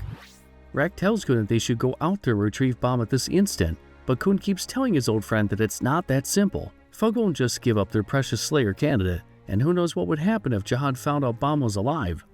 This just makes Rak angrier as he berates Khun to force him into taking action. They get into a shouting match, and Khun is speechless when Rak tells him that he always overthinks things, which always ultimately leads to Khun losing everything. Khun walks away after telling Rak to piss off, while Team Sweet and Sour try to calm Rak down. Hwaryun notices that Khun's not doing so well, so he follows him outside to try and console him. Hwaryun correctly surmises that Khun and Rak are close friends even when he tries to deny it. Then Hwaryun tells Khun about how different they are, since Hwaryun thinks of his friends as collaborators, while Khun likes shouldering the burden of his mates all by himself. Khun then admits that it's been a bad habit of his since he was young. Back inside, Rak has a tantrum about Khun. Yua tries to placate the crocodile by handing him a blue jelly cube, but the crocodile slaps it away from her hand because, according to him, Blue reminds him of Khun and he's so angry with the guy right now. Well, Rak shouldn't have done that, but then again, he couldn't have known that disrespecting someone with Yua's temper is a bad idea, because the next thing we see after Rak's tantrum is a huge explosion in the middle of the ship, right where Rak was standing. Not long after that, we find Rak has been properly disciplined while he eats some blue jelly cubes. Dan sits beside Rak and asks him if he's one of Khun's old teammates. The scout then tells Rak a story he once heard, back when he asked Ran why Khun is so obsessed with what happened on the test floor. Ran didn't know much anything about it, but he did tell Dan about their childhood since Ran also belongs to the Khun family. According to him, Khun's mom was obsessed with power, which led him to becoming aware of family politics right from a very early age. This ultimately led to Khun becoming so suffocated that he ended up running away to the tower. According to Ran's story, he heard that Rak was one of the first people that Khun met inside the tower, and meeting him and all his other friends from the test floor is one of the happiest moments in Khun's life. Dan and Rak's conversation are interrupted, however, when Yua and Quaitro barges into the room to try and take a picture of the talking dinosaur. Later that night, Rak approaches Khun and tells his old friend how happy he was to find out Bomb was alive and that he could meet Khun here on the 30th floor. Rak admits that the reason he's so determined to rush into things and rescue Bomb is because he just wants the three of them to be together again so that they can just be happy. Rak leaves after saying his piece, but Khun tells him not to be happy just yet, because to Khun, he's only going to celebrate once he knocks out each Fug member at the workshop battle tomorrow and retrieve Bomb along with the grand prize. Rak hears this and is happy to find out that Khun is back to his old self, but Khun reassures him that he never left. At that moment, Khun guarantees his old friend that he'll bring back Bomb, and he'll be more evil and cunning than Fug could ever be to do this. Somewhere else on the ship, Hats roams around the 3rd floor, the Archimedes shopping district. We discover that Shibisu introduced him to the Emily chatbot earlier to help him find a new sword. In the present, Hats isn't at all too confident with the app, as he walks to a secluded section of the shopping district until he reaches a dimly lit store called the Acorn Workshop. Hats then wonders if this is the place where he can find the sword to stab the devil. Little does he know, Kasano and Horyang are walking together just below him. Somewhere else on the ship, Endorsi uses the Emily app while she recalls a recent conversation with the traveler, who told her that Emily, the real Emily, was in danger. According to him, the workshop's researchers are planning on turning Emily into a living weapon. She wasn't too convinced that he was telling the truth when she first heard this, but the traveler went on to plead his case and basically beg Endorsi to go to the Acorn Workshop. because that's where she's going to find the truth behind Emily. In the present, Endorsi asks the Emily app where she lives, and the chatbot simply tells her, "In your heart." Now, Endorsi might be super curious about Emily and the Traveler right now, but she ultimately decides to let it go and tell herself that she doesn't have the time to care for other people's love life at the moment. Back at the Acorn workshop, Hats rings its doorbell, but no one answers. Realizing the shop must be closed, he turns around to go back home when he spots Kasano and Horyang going to the workshop. They ring the bell and the doors immediately slide open for them, so Hats decides to sneak in and tail the two devils.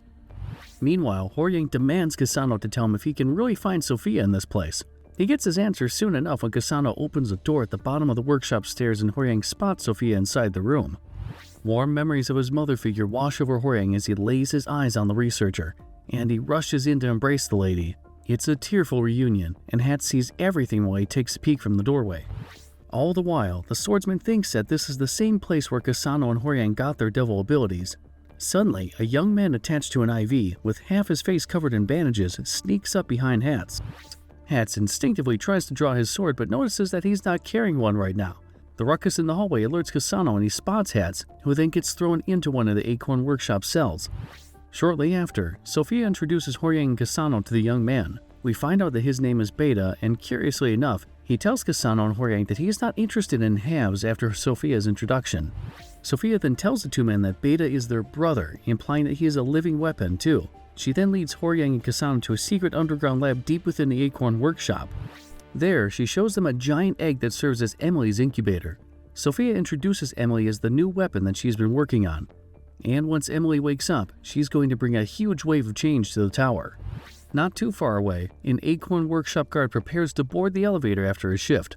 When he notices the coast is clear, he takes off his headgear to reveal that it's Lero Ro, who's been spying on the Acorn workshop up until this point. The next day, the workshop battle finally begins in the Grand Stadium on the 4th floor of the Archimedes. Bomb is in the test area with his team, and the other regulars recognize him as the infamous Fug Slayer candidate everyone has been talking about. In fact, we find out that Jovial Grace has become this sort of folk hero among the residents of the tower, mostly with people who have a grudge against Jahan and the 10 great families. Still, there are some who think that this Viol guy isn't hot stuff, such as E-rank regulars Masha and Paul Belkron. But most of them pretty much treat him like a celebrity. One random regular named Didi even walks up to him just to shake his hand and tell Bomb that everyone who has experienced injustice from the tower's ruling class is rooting for him. So much so that a lot of the contestants in the workshop battle make it known that they don't even care if they lose the contest as long as Viol wins. We also see Mei with fellow E-rank regular Vio Violga witnessing this. The two aren't too concerned about Viol, but Vio Violga asks Mei where the Mad Dog of Yama is. Mei says that if the Mad Dog were here, either he or Viol would probably be taken out right at this moment. Inside one of the waiting rooms, Bomb asks Shia if she has a grudge against Jahan and the 10 great families too, which would explain why she wants him to succeed. However, the Lightbearer tells him that she's just looking out for number one. It's all about making that money.